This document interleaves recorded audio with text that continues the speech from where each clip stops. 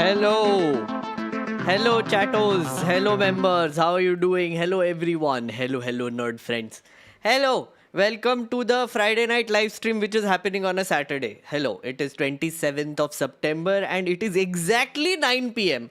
Hello and welcome on this Saturday evening.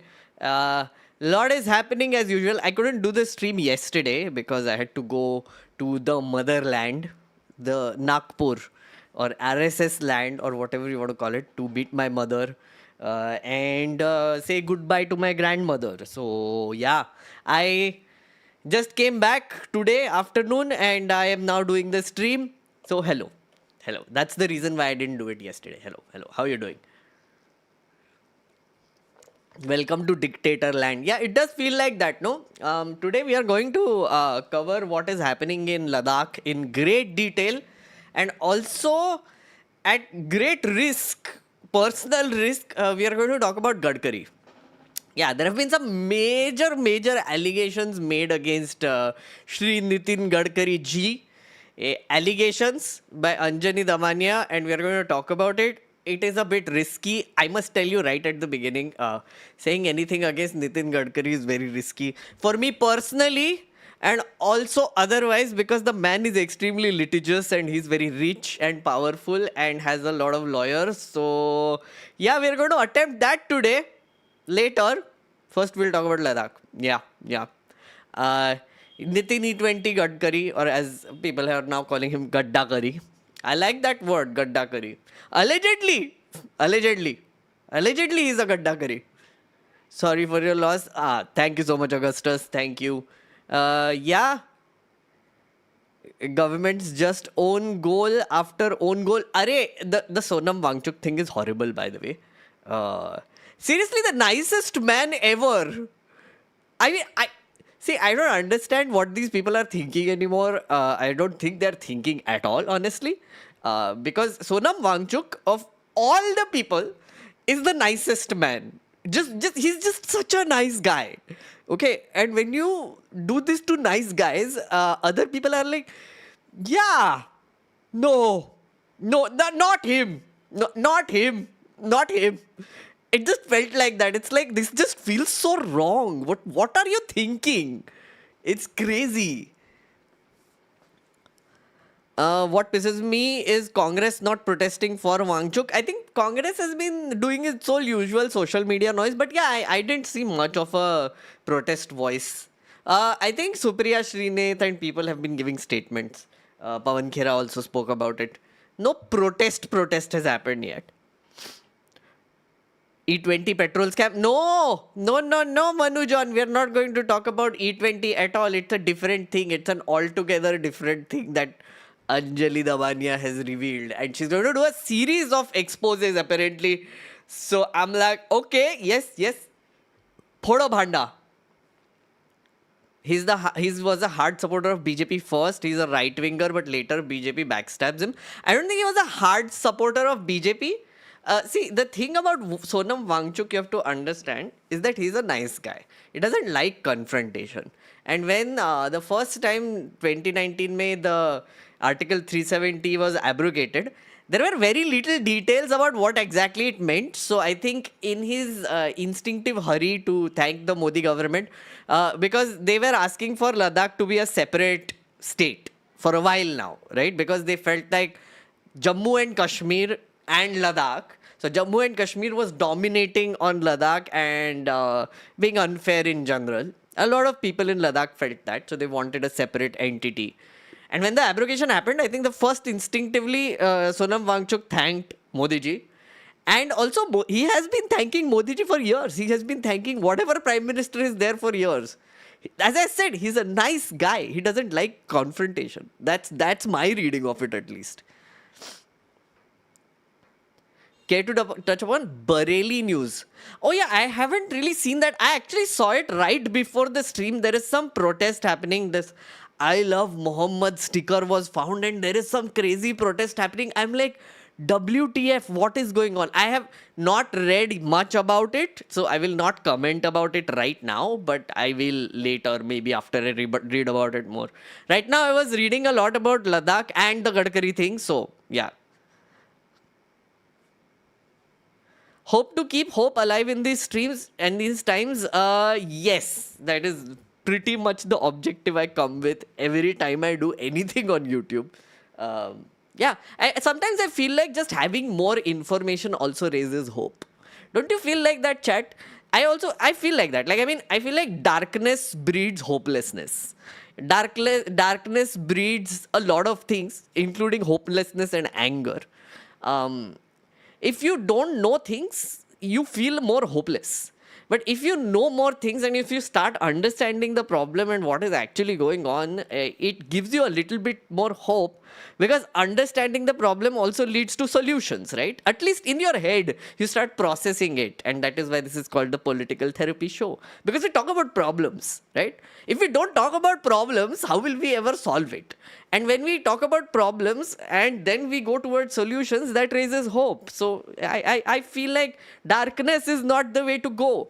If, the Godi media strategy, if you think about it, is the opposite of this, right? Godi media strategy is distraction and not talking about things that matter. They don't talk about your problems. They don't talk about citizens. They don't give a shit, right? They just want to talk about whatever they feel will make you angry and more hopeless, right? Because they want to keep you in the dark. When you're in the dark, hopelessness takes over and anger on top of it. That is the Godi media strategy. What we are trying to do here, and I think a lot of independent news and media anchors and all the YouTubers are trying to do, creators who are actually speaking about politics, is we are giving you information so that there is some hope. A little bit of hope, at least you get information. At least utna to hai na. Utne level se hai. We are slow and we are weak, and above all, we are scared. As a population, I would tend to agree a little bit. Yeah. But I don't know about Gen Zs anymore. Since all the media has been saying Gen Zs are taking over and they're very impatient and they're very violent. Even in the case of Ladakh, they tried to paint it that way. Actually, there is some truth to that because all the people who did the violence turned out to be very young people and who had lost patience. We'll talk about it. I think Sonam Wangchuk only said this, so we will talk about it in detail later. There's a lot of things to learn from whatever happened in Ladakh, and yeah, shit is shit.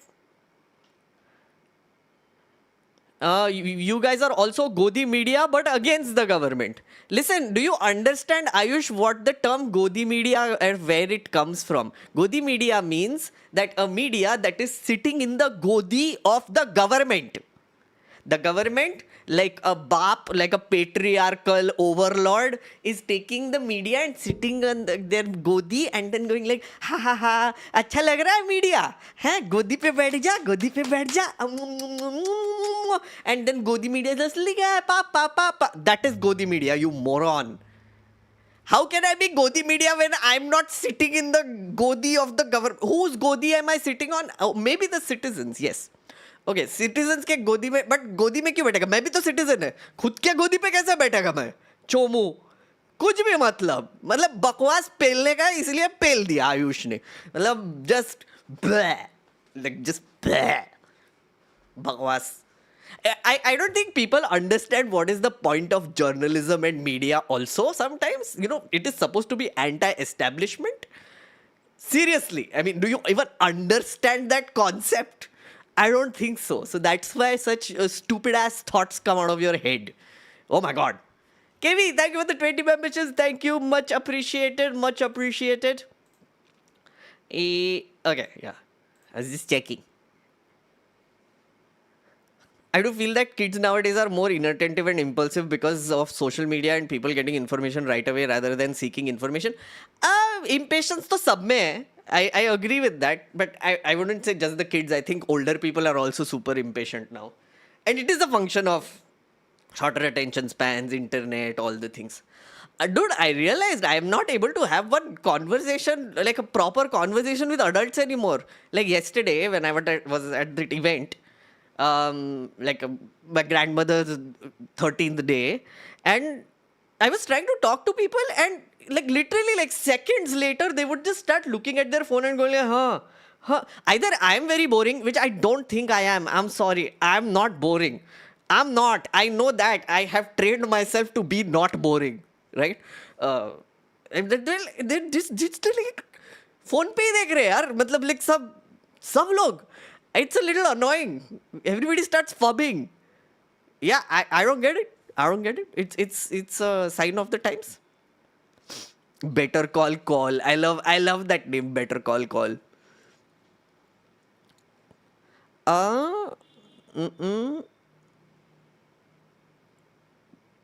Wait, what happened? Sorry, कुछ तो गड़बड़ हुआ क्या? एक second ना.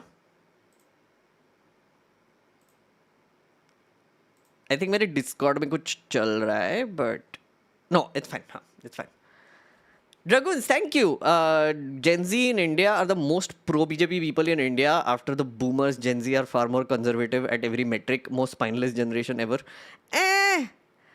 Okay, I wouldn't generalize like that. I wouldn't honestly because I think BJP has support from a bunch of places, I would think.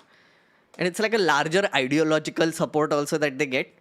which some Gen Zs might be convinced about. I'm not saying they aren't. There are millennials, Gen Zs, Gen X, baby boomers, everyone. Like they get support from a lot of places, in a lot of areas also. So like I feel like in a lot of ways, in West Bengal, if you look at it, young people might support the BJP because they hate Mamata Banerjee. Because Mamata Banerjee has been there for a while, and there might be an anti-incumbency factor in that place. But does that necessarily apply for Delhi? Maybe not, because in Delhi, I know a lot of older people also support the BJP. I think young people don't, but older people do. So it's not generalized. You can't generalize that way.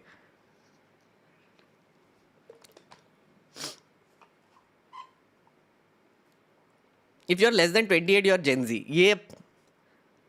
I'm Gen Z and I don't support BJP. See, again, Kavya, exactly what I mean, right? I mean, you can't just generalize like that. Spinelessness, though, again, I think like both millennials and Gen Zs are kind of spineless. I would say, yeah, I would include my own class of people. But again, the older people are also spineless. Everybody's spineless.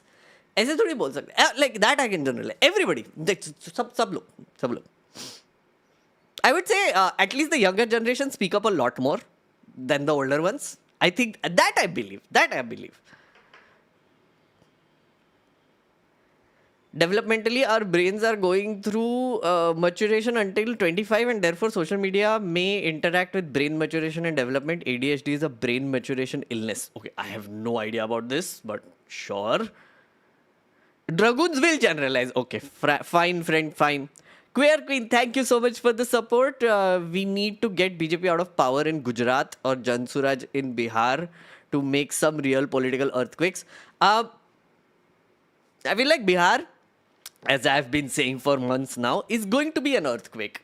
One way or another. We are going to see how, but Bihar is going to... See, the one thing that is definitely happening, which everyone will agree with me, whether they are BJP supporting, Congress supporting, whoever supporting, Jansuraj supporting, Nitish Kumar is done. He's just done, friends. Like, I mean, he's checked out. He's old. He can't function anymore. BJP cannot make him chief minister even if they want to. Even as a figurehead, he won't work anymore.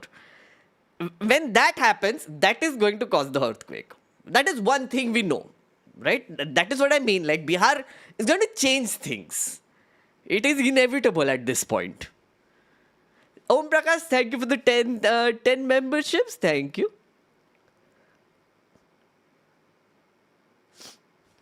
Just want to know, everyone talking against BJP discuss, but government from my village where people don't have education knowledge to understand what I don't understand e-football. I think the Gen Z support for BJP is a side effect of consuming Andrew Tate anti-woke stuff that took off after the pandemic. I don't think, Arijit, everybody watches Andrew Tate in India. Not all Gen Zs watch Andrew. I'm sorry. What is this, Arijit? What world are you living in? Sorry, but more people are watching, I think India may at least, more people were watching Beer Biceps than they were watching Andrew Tate. I think, yeah, I'm pretty sure. Andrew Tate is like it's like a satellite at this point in India, okay? Like, सब कुछ ऐसे इतना generalize करना भी अच्छा नहीं है, friend. I mean, if you mean that there is a lot of manosphere content and there is a lot of bad men as role models, that I agree with. That is true. Toxic men syndrome is happening in India also. Andrew Tate से कोई relationship नहीं है उसका. It is just a function of the times. I would say that even like, what is his name? कौन है रे वो सख्त लौंडा? I forget his name, that comedian. He also goes in that direction only. That there is like flying beast and whatever. बहुत लोग हैं.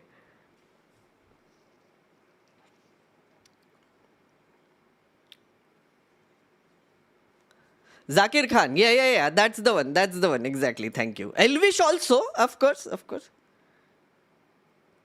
Andrew Tate is a manosphere icon. Yeah.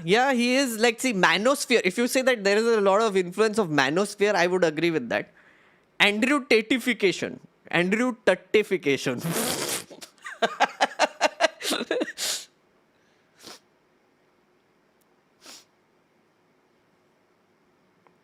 I just did take a dig on Zakir Khan. I mean, he does comedy. It might not be my taste. I have seen some of his stuff and I was like, no, not my thing. Not my thing.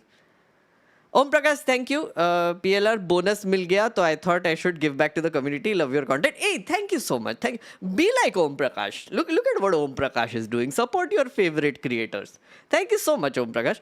Guys, before I begin with our Ladakh coverage, I wanted to start with something. Kidhar gaya? Ruk jao. Okay, I wanted to start with some art appreciation. Okay, chat. I'm going to appreciate something that the BJP put out. Did you guys see this? They have deleted this, by the way. I had a screenshot. Okay. Observe, right? BJP they handle से tweet किया. Okay, मैंने ऐसे randomly नहीं लाया कहीं से. Okay, look at this. Healthcare becomes more affordable with next gen GST. GST बचाओ उत्सव. Okay. Observe. Next gen GST reforms us side mein, by the way. On the other room. It's in the other room. Like, because this sign would be, if they would have put it in reverse, then it would be accurate, right? Because then you would be coming into next gen GST reforms. But that would make no sense because common man is dying in next gen GST reform room, right? So just feeling better. Modi ji is the one who made this state of the common man in the first place. He's the one who introduced GST with a whole lot of GST on health insurance, life insurance, other important health products. Also a balloon with other important health products, 5%. Oxygen pay. All these things, Modi ji ne kiya ye halat. Right? And then he is saying feeling better. Okay, look at health. What is this? What is this? What is this health? What does this even mean? Common man. And also look at this. Subtle, huh? This is Yaar Bachalo hand. It's like, oh my God, please save me. And this is like thumbs up. There is a thumbs up. But wait, just observe. Observe. This is Modi ji looking gora, looking all like... Who does he look like? Doesn't he look like a bearded Netanyahu? I don't know who he looks like. Someone. And look at this. Who is this? Chat, who is this? You tell me. Kaun hai ye? Batao. No, you tell me. Am I reading this wrong? ये क्या racist लोग हैं रे? Yeah, Nirmala. Exactly, Nirmala Sitharaman as a nurse. And what is this face? I think they stole the face from Grinch. Yeah, Grinch. I think they stole this face from Grinch. Wait, there is someone who posted also in my tweet only. Wait. Look at this. मैं दिखा रहा है, रुको. Face comparison. Look at this. Look at this face.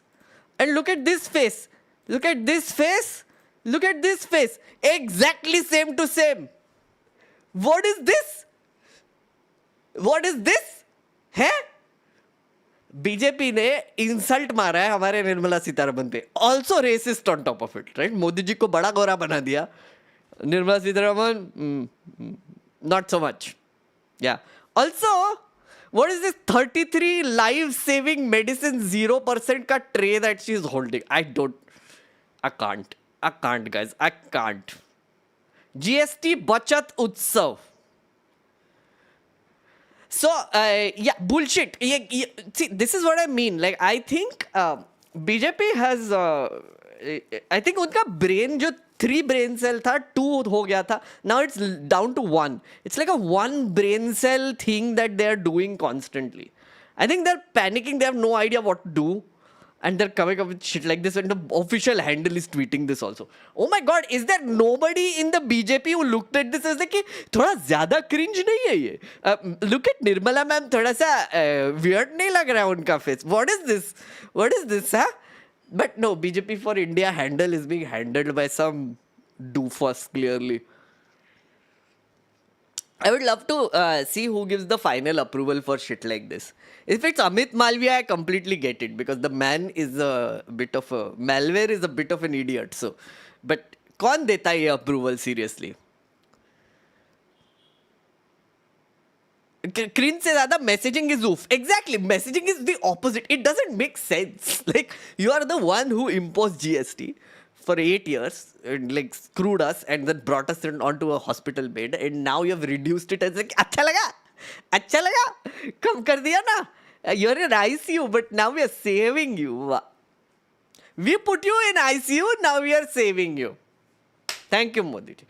क्या मतलब, oh my god, seriously. Malware, yeah, malware के दिमाग में malware है. Malware is an entity. He spreads himself and his malwareness.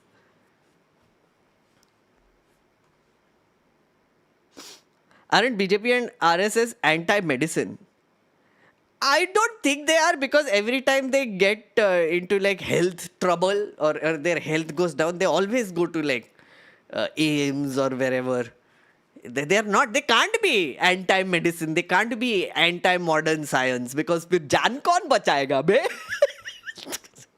कौन बचाएगा जान? Like उसके लिए तो believe तो करना पड़ेगा ना modern science पे, because ultimately when it comes to survival they have to believe.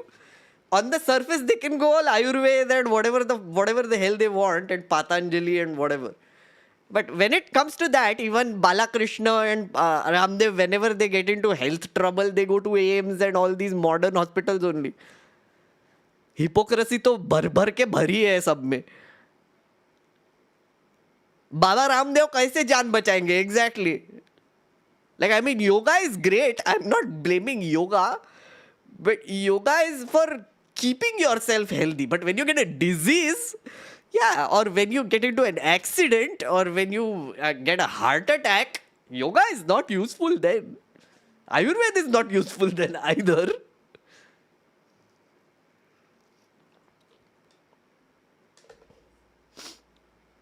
Gaumutra is also not useful, Archit. Yes.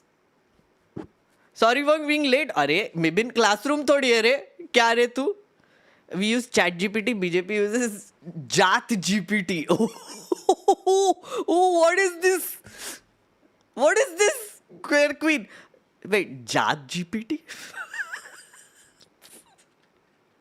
Oh God. Okay, that was fun. Yeah, that was fun. Baba Ramdev hair flip on Ruh Afza dupe product was mad. Oh yeah, I remember that. Baba Ramdev coming out of a swimming pool and going like, la la la la la. I was like, oh my God. Okay, chat, let us begin with Ladakh coverage. I think everybody's here, but first let me say hi to the new people. Hello, new people. Please say new if you are new. And then we will start with the Ladakh coverage. Just wanted to say hi, introduce you to the stream. I think there was someone here who was saying they're attending the live first time and watching it live. So people like that, always nice to say hi to you. Pranshu, Ninja Ned. Hello Ninja Ned, how are you doing? eFootball, hello, you are new, I can see. Irfan is old. Pramod is very new. I can see that. Pramod, hello, how are you? Good to see you here. Political Gen Z. Interesting name, Political Gen Z. I think you're going to like today's stream. Ravi, thank you. Hello. Thank you for being here. Wolverine, I've seen you before. Lalit, I have maybe seen you before. Have I seen you before? Now I will remember you. Have you heard about Karnataka Gen Z protest? No, I haven't seen. There is a protest in Karnataka. The Gen Zs, I did not know about this. Anuradha, hello, you are new. Bhaiya ji, hello. Lots of new people. Gogita is also new. Hello. Ayush, I saw Ayush. Yes. Ayush, मैंने तुझे गाली मार दिया. Don't get offended. I scold people sometimes. Okay, Ayush, don't worry. Tonya, hello. काफी नए लोग हैं रे. अरे वाह बढ़िया है. Welcome guys, welcome to my channel. This is the live stream that I do every Friday night, but today I'm doing it on Saturday. This is the Meg Nerd channel. The idea of this channel is long form, nerdy political content. Political content that doesn't give you stress even when we're talking about stressful things. Okay, so we are going to talk about Ladakh. It is a stressful issue, but I'm going to try my best not to give you stress. Okay, because I genuinely believe the more you know about the issue, the more you realize what is going on, the less stressful you become. And my attempt always is going to be to not give you stress while giving you the news. Okay, so that is what we are going to do. So today's agenda is twofold. One, we are going to talk about Ladakh in great detail. We will discuss it. I will talk to you. And the second is Nitin Gadkari. We are going to do an expose on... No, I didn't do any expose on Nitin Gadkari. Anjali Damania did this crazy press conference in Marathi exposing some extremely shady things that Nitin Gadkari has done, allegedly. So we're going to talk about that. At great risk to myself, I keep repeating that, but you are going to save me. I'll tell you how later. Nitin Gadkari, yes. Bring Manisha on Friday stream. Okay.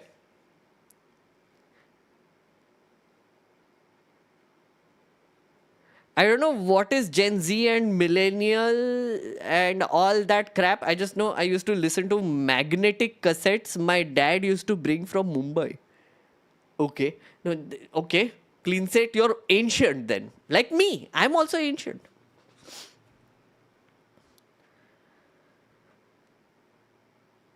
भाव को लगता है वापस नागपुर नहीं जाना है. Devang, exactly why I'm saying touching Nitin Gadkari is very dangerous to your health, especially mine. So I know what you mean. Just a second, let me start. But before we begin, I'm going to share a link with you. Our friend Atharva, lead researcher and amazing friend Atharva, has made a document for us about the Sonam Wangchuk issue and Ladakh and what is going on. So I'm going to share that here, and then we are going to go through it also a little bit, and some stuff about Sonam Wangchuk and what is going on and Article 370 and 6th schedule and everything. Okay, so that all the information is here. So if you want for further reference, you can look at it here. I'm going to just show it to you. This is the document. I'm just sharing it. It has a lot of information. I think I've asked Atharva to keep updating this as and when developments happen. And as I always do, I think it's also useful for you to get access to something like this. So there is a Ladakh document here. So it has all the information first about Sonam Wangchuk and everything is also there. You can look at it here. काफ़ी detail है. This is pulled from multiple sources, और तुमको अगर sources देखना होगा तो वो भी है यहाँ पे. Like you can look at all the sources as well. Journey from real Phungsuk Wangdu to activist under the lens. This is NDTV week. So a lot of things here. Sonam Wangchuk's background. There is Article 370 ka explainer. There is challenge. Then Supreme Court journey. Then more about what is happening in Ladakh post 370. Everything is there, okay, with links, so you can go and look at it. Okay, but let us begin with what is going on first. Okay, so I have seen a bunch of interviews by Sonam Wangchuk also, and one thing he keeps mentioning is don't make it about him. Don't make it about him. Because BJP is trying to make it about him and make it about the people of Ladakh and their problems. And I do tend to agree with him. But of course, he has become the central figure of this whole protest that has been going on for years now, 2 years, more than 2 years. And also he has become a central figure in the violence also, thanks to BJP government. And we will come to how that happened as well. First things first, what is going on? So, you must know that Sonam Wangchuk has been protesting for more than 2 years. for a few things. One is sixth schedule, second is separate statehood, third is more opportunities for people in Ladakh because there is a lot of unemployment there, and more rights for the tribal people there in general. Okay, he has done two hunger strikes. He has done a giant march to the border, and he has done a march from Ladakh to Delhi also. Okay, he was stopped at the Haryana border and sent back home. And now this was another protest that was happening. It was a peaceful protest that was happening because there were some people who were on hunger strike as well. Now, two people, senior leaders who were on hunger strike, they were hospitalized. I think on the 21st September is when they were hospitalized. And a lot of people got really angry at that. The government said that they will be talking to these protesters in October first week. But these people went to the hospital 15 days before that. So essentially, people got mad, like very mad, right? And this is, I'm giving you the version that Sonam Wangchuk has given to Lallan Top, and also I have read in Al Jazeera and this Hindu article. So I'm combining a few things together. Now, what happened is that on the 24th, while the protest was going on, a group of protesters who were already very angry with the Sonam Wangchuk group of protesters, because they were like, you have been trying to protest non-violently through satyagraha, through Gandhian methods for so long, and the government is just playing us. This bunch of, according to Sonam Wangchuk, around 500 people broke off from the protest, the peaceful protest, and started marching towards the city in Leh. Okay. Then, in 15 minutes later, there were about 2,000 to 2,500 people, young people who gathered there. And they started torching buildings, doing arson, torching vehicles. They burnt down the BJP headquarters. They went to the council's office. They burnt that down. They burnt out a few shops, government buildings, government vehicles. So it erupted. That whole thing erupted. Now, Sonam Wangchuk says that senior leaders from the peaceful protest, they went to the crowd and tried to assuage them, but they had to come back because the crowd had gone into a mad, angry frenzy at that point, right? There was no way to control them. So the police started reacting to that. They first did tear gas, then they did lathi charge, then they did rubber bullets, but then finally there was some live firing that happened from the police end. And 4 people, unfortunately, lost their lives and multiple people have been injured. That happened on the 24th. Okay. It is a horrible thing. This has not happened in Ladakh ever. And it is a very, see, Ladakh is known for like this serene, peaceful desert place. It is really scary to see things like this happening there as well. It is also a very sensitive strategic location because China is on the side. So, all of this happened, right? Now, uske baad, the thing is, after something like this happens, the government, what it should do, ideally in a situation like this, is send some senior leadership there. If not the home minister, some minister to meet these protesters, right? To meet at least the peaceful side of protesters, and maybe even the angry mob of protesters. You can have like some parley, you can talk to them, you can go and assuage them.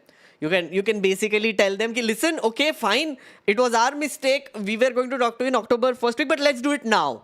So they should accelerate the talks that they were going to do on the 6th schedule. But they did none of that.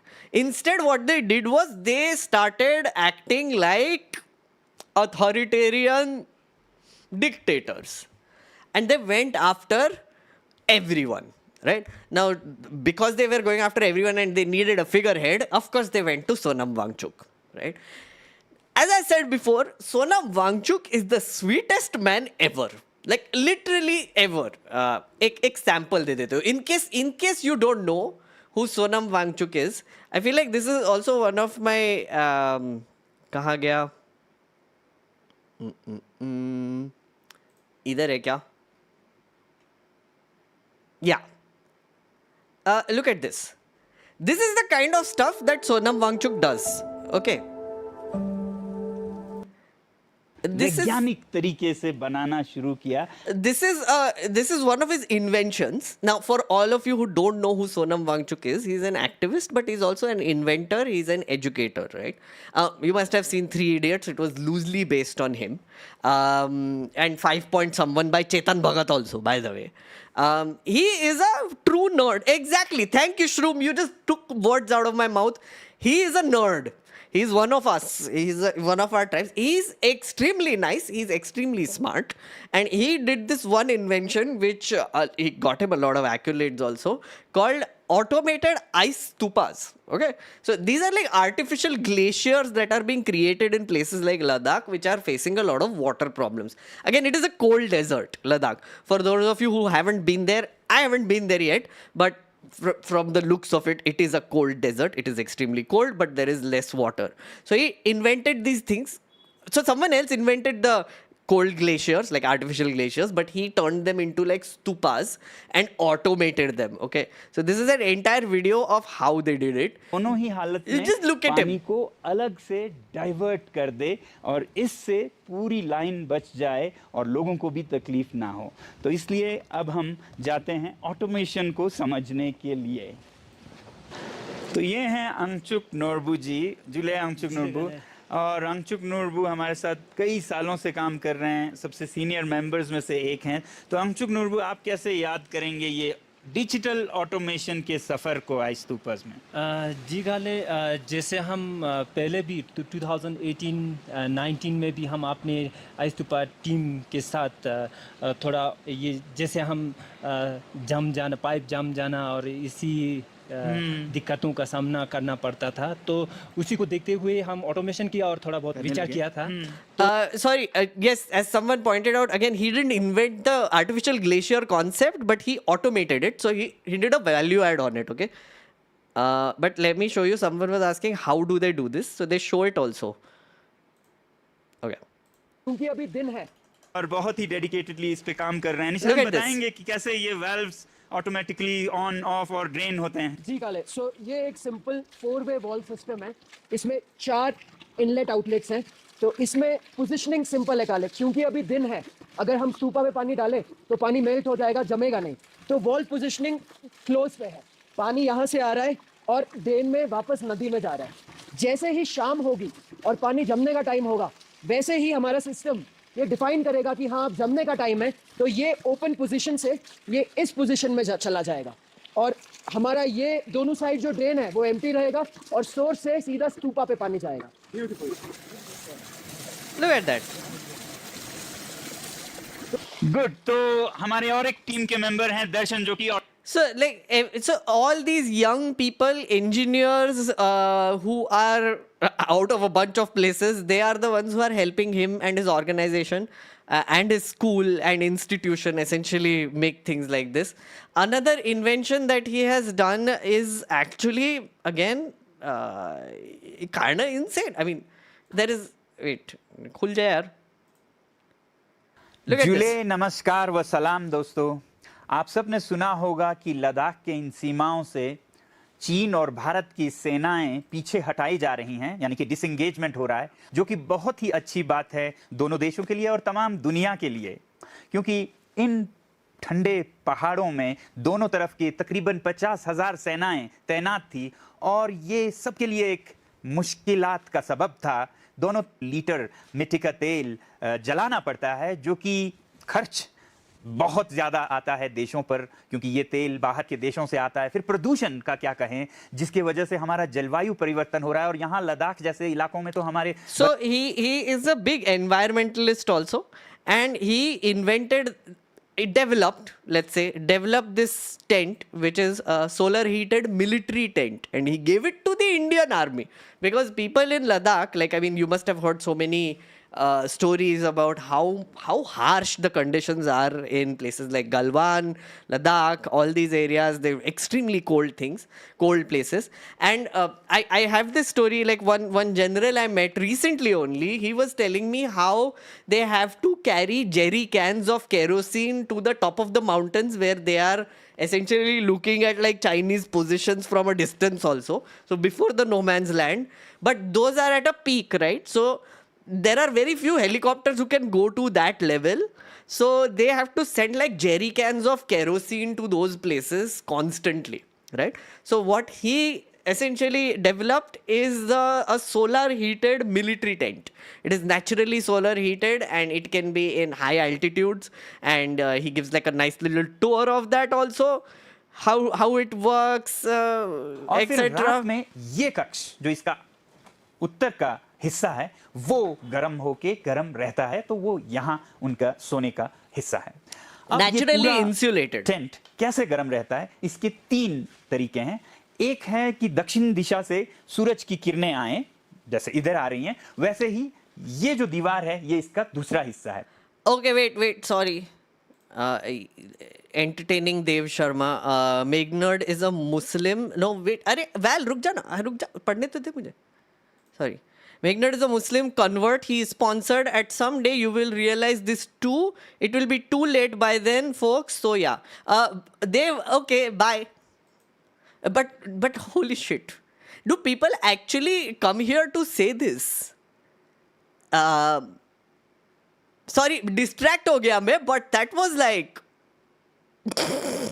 Anyway, sorry. Back to Wangchuk. Yeah, as someone said, he's terrorizing the country with a tent. वो धूप इस दीवार में, जो ये शयन कक्ष की दीवार देख रहे हैं, वो एक हीट बैंक है। इसमें वो गर्मी जमा होके रहे ताकि वो रात को उपलब्ध हो, जबकि गर्मी की सबसे ज्यादा जरूरत हो। तो दिन की गर्मी रात तक इस दीवार में कैद रहे या जमा रहे, संचित रहे।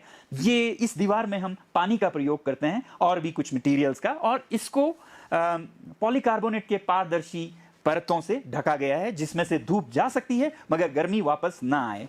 तो इधर It's an insulated tent essentially. So as I said, Sonam Wangchuk, nice nerd. Wouldn't you agree, chat?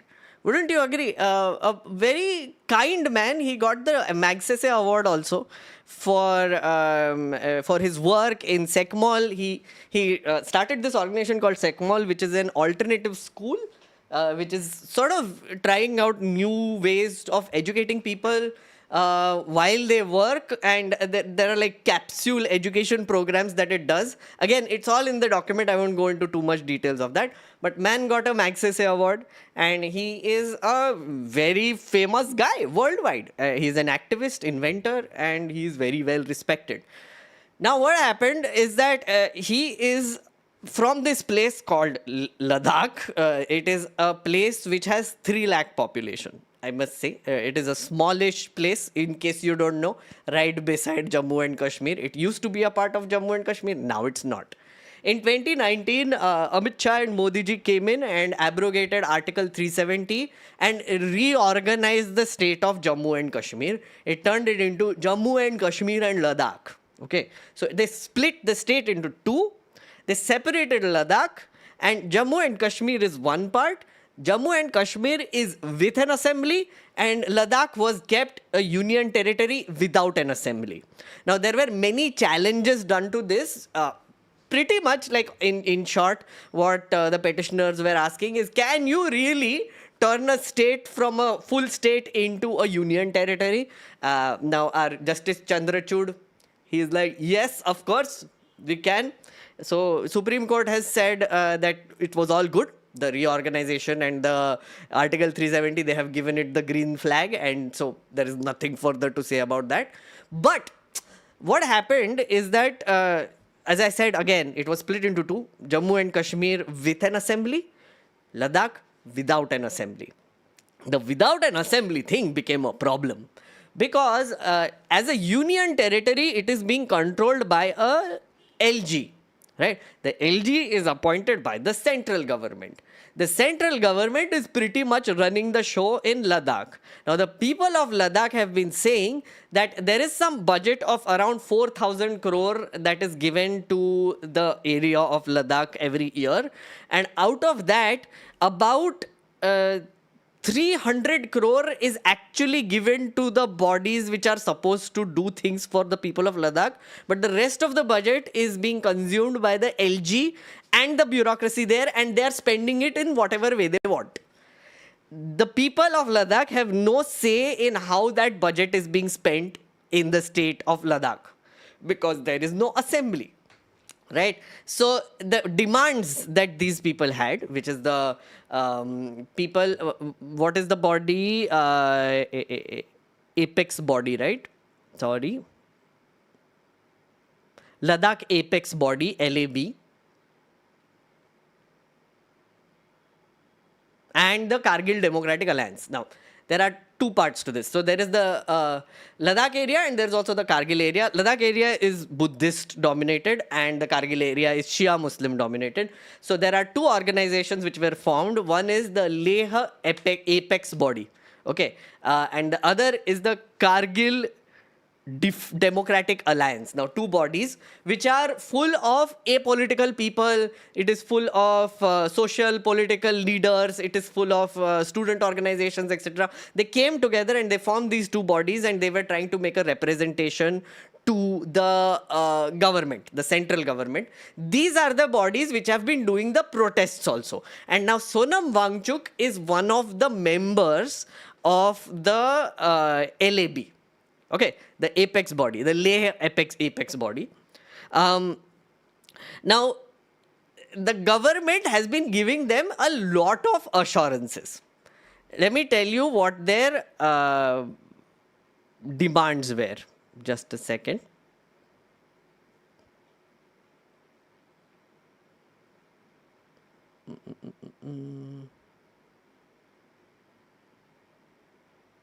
Yeah. So, the main demands of the people of Ladakh and Kargil have been that एक तो उनको full statehood चाहिए. Very simple, right? The people of Ladakh need representation. So they need an assembly-like body which would help them take decisions and spend their budget on the people of Ladakh based on what they need, right? And Kargil also same. The second is they want sixth schedule to be implemented in Ladakh. Right. What that means is that there is an Article 244 in the Indian Constitution which allows for autonomous administrative regions. Once it is declared as an autonomous administrative region or autonomous district councils, ADCs, they will govern a tribal majority area in the country, right? In Northeast, there are many places where these ADCs are currently active. And these members, like these ADCs, which will have like 25 to 30 members, it will have a term of 5 years. These are elected members or selected members in a lot of places. The population decides who goes to these ADCs, and they make localized laws, rules. They have control over land, forest rights, village councils, health, sanitation. Essentially, it is a very decentralized system of administration, right?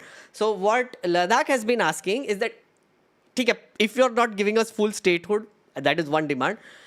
But the second thing they want is that they want sixth schedule to be declared in Ladakh, or they want Ladakh to be included in the sixth schedule, right? So which would turn them into an ADC. Now, the interesting thing is, in the 2019 elections, the BJP had actually promised in their manifesto that they will turn Ladakh into a sixth schedule area, or they will add Ladakh to the sixth schedule. Okay. So, interestingly enough, when the reorganization happened in 2019, that happened after the 2019 elections, if you remember, Sonam Wangchuk actually thought, or like a lot of people actually thought, that this was one step towards declaring it as a sixth schedule. Okay, so they would first separate it, turn it into a union territory without assembly, and then implement the sixth schedule on top of it, right? That is something that a lot of people were theorizing, at least at that point. But what happened is that neither did they get a state, neither did they get an assembly, neither did they get a sixth schedule, right? But there's something else that started happening there. Remember, chat? Do you remember what was the whole pitch of Article 370 removal? It was reintegration of the state of Jammu and Kashmir with the rest of India, right? But the way these Bhaktards and Bhajpille were selling it is that now you can go and buy land in Kashmir. Remember that? Chat, do you remember? Right? They were literally selling this to us, saying that, oh, you couldn't buy land in the state of Jammu and Kashmir. Now you can. Now you can. Also, you can go marry the women of Kashmir now because this. Yeah. Do you remember that, chat? That shit was going on during that time. The issue is, these mainlanders, these non-mountainous mainlander Bhajpille, do not understand how much of a tricky thing that is. In all mountainous areas, not just Jammu Kashmir, in Uttarakhand, in Himachal Pradesh, in Sikkim, in all these Arunachal Pradesh type places, all sorts of places which have mountains, there is one thing that people in the mountains want is that they want to preserve their land for themselves. They hate outsiders owning their land. It is like a thing. It is literally a thing in our constitution also. The special privileges, the whole sixth schedule thing also came about for protection of land for the people, the tribes and the people of the mountains, right? Anybody you see in Uttarakhand, Himachal Pradesh, Kashmir, sabse pooch lo. Anybody who lives in the mountains, this is like such a thing that is close to their heart. We want our land to be ours, okay? And they hate outsiders coming in and taking over land. So Bhajpille were like, oh, we will go and start buying land in Kashmir. Whoa. Now the people of Ladakh freaked out. Even then people were like, holy shit, ye kya ho raha hai? I mean, everybody freaked out, but like people of Ladakh especially freaked out, okay? Then in 2021-22, after the pandemic, there were reports coming in that a lot of outsiders are taking over land in Ladakh, right? Apparently, according to records, around 230 outsiders actually bought land in Kashmir. And there were also, some people were trying to buy land in Ladakh also, right? Now that genuinely freaked people out. Okay, there were reports during that time, you will see in BBC, in a lot of places where there were a lot of protests broke out, where they were like, hey, boss, don't do this. We want our administration, we want the sixth schedule to be implemented, please stop. Now that is where Sonam Wangchuk came to the front and he said that we will use Gandhian means to actually protest and put forward our demands, and we are going to write letters to the government, we are going to do protest, we are going to do unshan, and we are going to get our way through, right?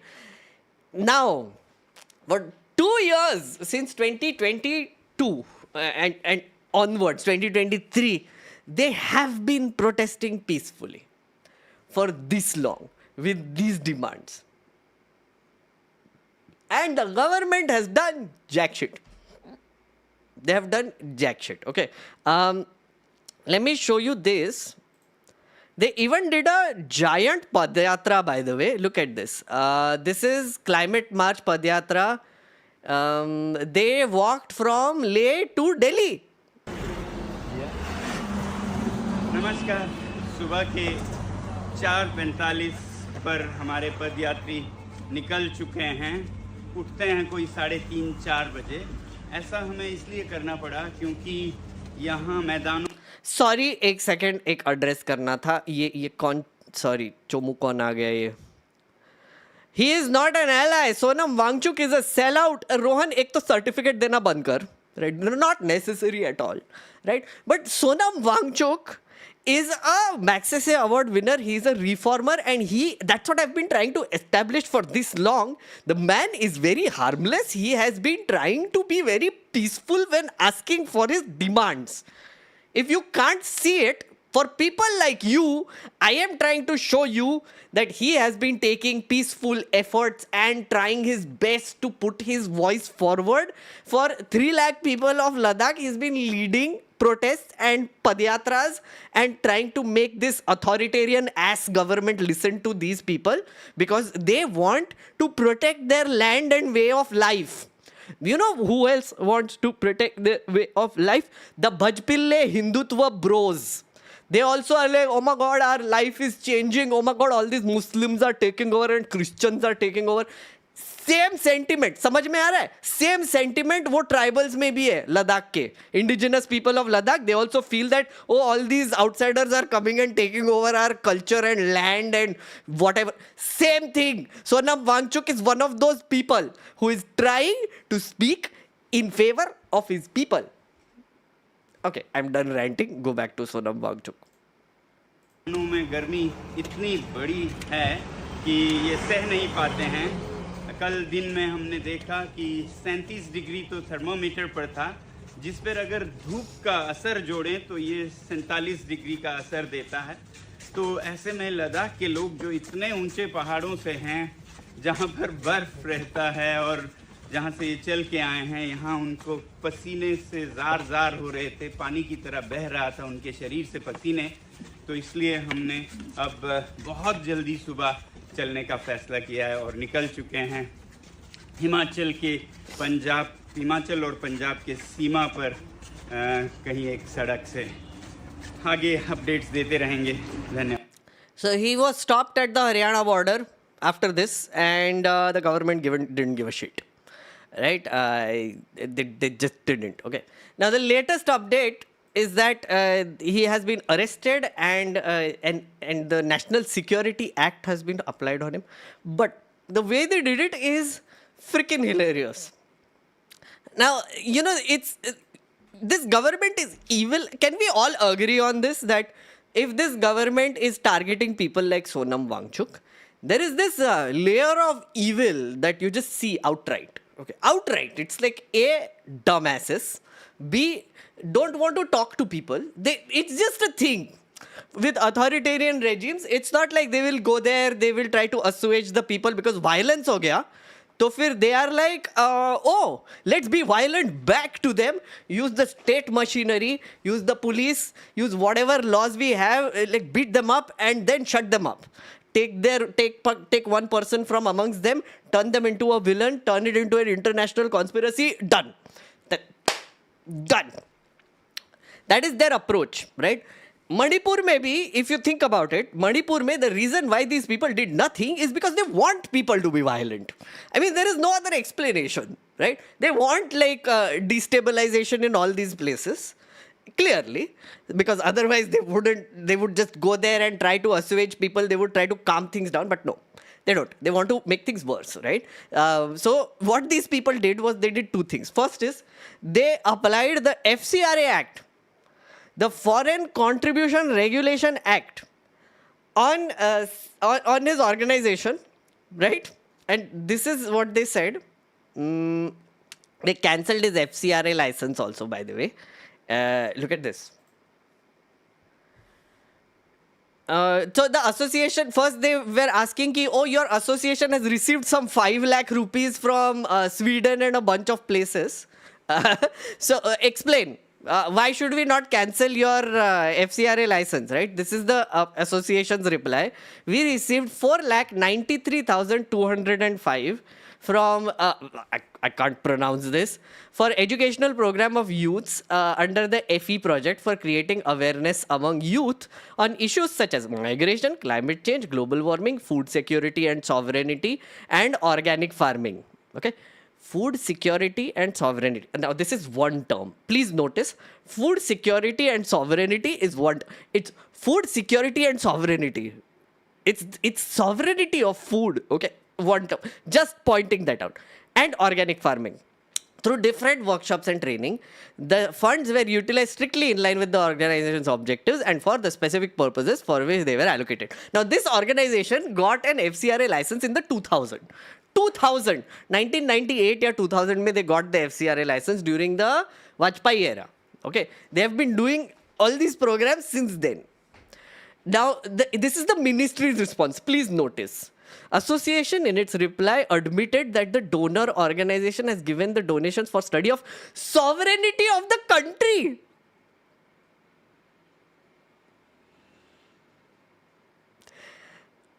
How is this a thing? Look, food security and sovereignty of the country. What the hell? This is like so twisty. It is so twisted or extremely dumb. I think it's both. Like they want to make it dumb so that it can be twisted and used against Sonam Wangchuk and his organization. Okay. Including some other topics, and the fund has also been spent in line with the objectives of the foreign donors. The foreign contribution cannot be accepted for a study on sovereignty of the nation. Oh my God, this is just insane. It's food security. This act of association, blah, blah, blah. Basically, the whole point is that this is why they cancelled their FCRA license. This is the hawa that they spread immediately, saying that, oh my God, they violated the FCRA Act for 5 lakh rupees, whatever they have gotten to study the sovereignty of the nation, apparently. I don't even understand how you do that, but jo bhi hai. Home Ministry just wanted a reason. And after 25 years of having this license, now suddenly the ministry is like, bro, how dare you study the sovereignty of this nation with 5 lakh rupees? So cancel. Then after that, they started spreading random shit about him, which is like he went to Pakistan in 2023, I believe, for an United Nations event, also by the Dawn newspaper, where Sonam Wangchuk himself says that he went and praised Modi ji there. जो भी है. He met like a economist of Pakistan who is also a Nobel Prize winner. तो उसके साथ photo था 2020 का Facebook पे खुद डाला है. Sonam Wangchuk himself put a photograph with him. I forget the name. Who did he meet 2020 में? Someone from Pakistan. BJP IT cell has been sharing that photo also, like crazy, and saying that, oh look, anti-national पाकिस्तानियों के साथ hang out करता है. Bullshit, basically, seriously bullshit. Yunus. So essentially, the Home Ministry has now turned Sonam Wangchuk into a villain. They have arrested him in his village. They have taken him to Rajasthan. Last I saw, he's being transported somewhere. I don't know. But the point is that they wanted him to become a scapegoat. Sonam Wangchuk. Now I have to say something. Sonam Wangchuck, ठीक है, तुम लोग को फर्क नहीं पड़ता. यहाँ पे लोग आ रहे हैं, भजपिल्ले आ रहे हैं, हुआ ले, oh he is a traitor, he is like a whatever Modi bhakt, और जो भी whatever opinion you have about Sonam Wangchuk, one thing I know, people of Ladakh really respect him. I know some people from Ladakh. I've been talking to him for a while, and one of the people is like, oh, we have Sonam Wangchuk from our area, and he's an activist. He's a very nice guy. He's a reformer, a Magsaysay Award winner. There are a lot of people in Ladakh who have a lot of respect for him. If you see the videos on his channel also, you will see there is this modicum of respect that all people have, right? And he's always been fighting for them. Right, he's been doing Anshan, he's been doing whatever Gandhian ways he's been doing. Now you might agree with him, his method, not agree with it, that is a different matter also. But the fact is, if you take away a hero of the area who a lot of people respect and jail them, it is going to backfire badly. It will backfire very badly. And now if there is more violence that happens in Ladakh, if there is more destabilization that happens in Ladakh after this, it is completely the Modi government's fault. It is completely them screwing with the just the moral social fabric of the area for the lulls, taking away a man that they respect and putting them in jail and turning him into an icon and making people angrier. The reason why these many people, young people, Gen Z, whoever they were, who got angry was one, because there were old people who were fasting, who were hospitalized, and the response from the government that they are not going to talk to them for another 15 days. People got pissed off. They were local people. Okay. Sonam Wangchuk himself said that they were local people. He said that there are a lot of unemployed young people in Ladakh who are angry. They just came out on the streets and lost their shit. They were like, screw it, your Gandhian methods are not working, so now we are going to burn shit down. Because they lost patience. Okay. Violence is never an answer. Violence is never an answer. But then in response to that, there was live firing that happened from the police side also. 4 people are dead. That is also not an answer. Just saying, it is an extremely complicated situation. Please understand that it happened because a lot of people are frustrated in Ladakh. They don't have jobs, they don't have prospects. The government is not listening to them. For years they have been wanting for the government to listen to them. They haven't. It hasn't worked out. And that's why they're angry. That's why they're pissed off. And this was like an explosion of that. The other thing that these shitty people tried to do, kidhar gaya? Our friend Zubair has documented the toolkit that was used. Okay. Look at this. Amit Malviya, Malware, he basically put out this picture saying this man writing in Ladakh is Funsog Stanzin Sepag. Congress councillor in Upper Leh ward. He can be clearly seen instigating the mob and participating in the violence. These are the videos that he shared, okay, Amit Malviya, and alleged that this Congress councillor was doing it, this one.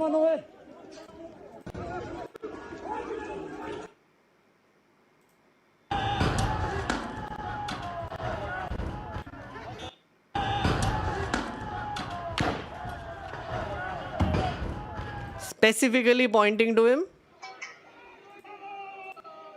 Right? Turns out, it's not the guy. It's someone else. Fake news by BJP IT cell head, that's not the Congress councillor. Here is a thread. This is not him. They did an entire fact check. Zubair Bhai did an entire fact check. And then Sepag came out himself. Leko me mimang zanga samala jule. Tene diring nge mi ka ma uya chenmojik mi ka chige spela zaduk. Ngeja same dun latio salpo joste baru josto ma khachadrak kite miu nga manpin nga ngeje zikse do uya spela. Te un chame ga ni defemina yo mazachik you bilkul zunino you bilkul yang. So they're going to file criminal cases against all these BJP people who are spreading fake news, and defamation cases also. So basically, they tried to link, also racist, they tried to link the Congress with the protest also, and then they stretched it to Rahul Gandhi. And also, friends, I have to tell you, it is just mind-blowing how imaginative these Bhajpille are. Some people I saw were saying, like for example, Mr. Sinha type people, that Three Idiots was a conspiracy by the CIA to popularize Sonam Wangchuk, who is running organizations that are funded by Soros, to destabilize Ladakh because they're jealous of India in 2025. So, look at the thought process here. Amir Khan made a movie in 2009 loosely based on Funsuk Wangdu / Sonam Wangchuk to popularize Sonam Wangchuk and his activities in Ladakh, which were funded by CIA and Soros, because they wanted to destabilize Ladakh in 2025. Mind blown. Matlab, it's wild. It's wild the kind of brainless activity that is happening on the internets these days. It is wild. I'm pretty sure there are WhatsApp forwards going around demonizing Sonam Wangchuk also. I can see some of the people who came here might be coming from that WhatsApp university also today. Who are like, oh my god, look at this guy. He's not that innocent. He's funded by the CIA. Ooh. Also, then there is another kind of Bhajpille who also are saying that no, he's actually funded by the CCP because they want to destabilize Ladakh because China is interested in. Yaar, ek to dimag, like two opposing forces, man, like CIA and CCP, Chinese and American, both are funding Sonam Wangchuk apparently to destabilize Ladakh. कहाँ से लाते हैं ये सब? कहाँ से आता है इनके दिमाग में? Oh my God! I know Wolverine today. There are like some Bhajpille on our chat also. I can see. I saw some. I'm trying not to get distracted very desperately. Some people did, but yeah.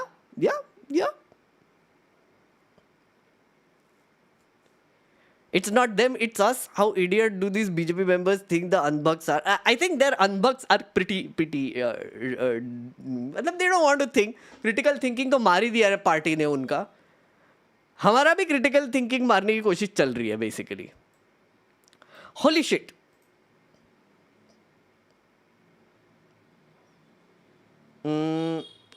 गोदी media अलग ही चल रहा है इनका. Look at this. This is again media तो गोदी media तो गोदीगिंग करेगा. गोदी media is गोदीing.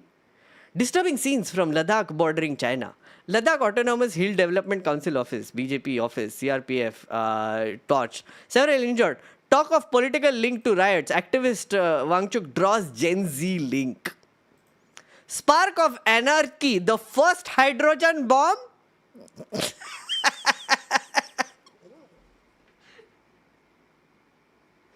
Rahul Shitshankar is just shitshankering. Okay?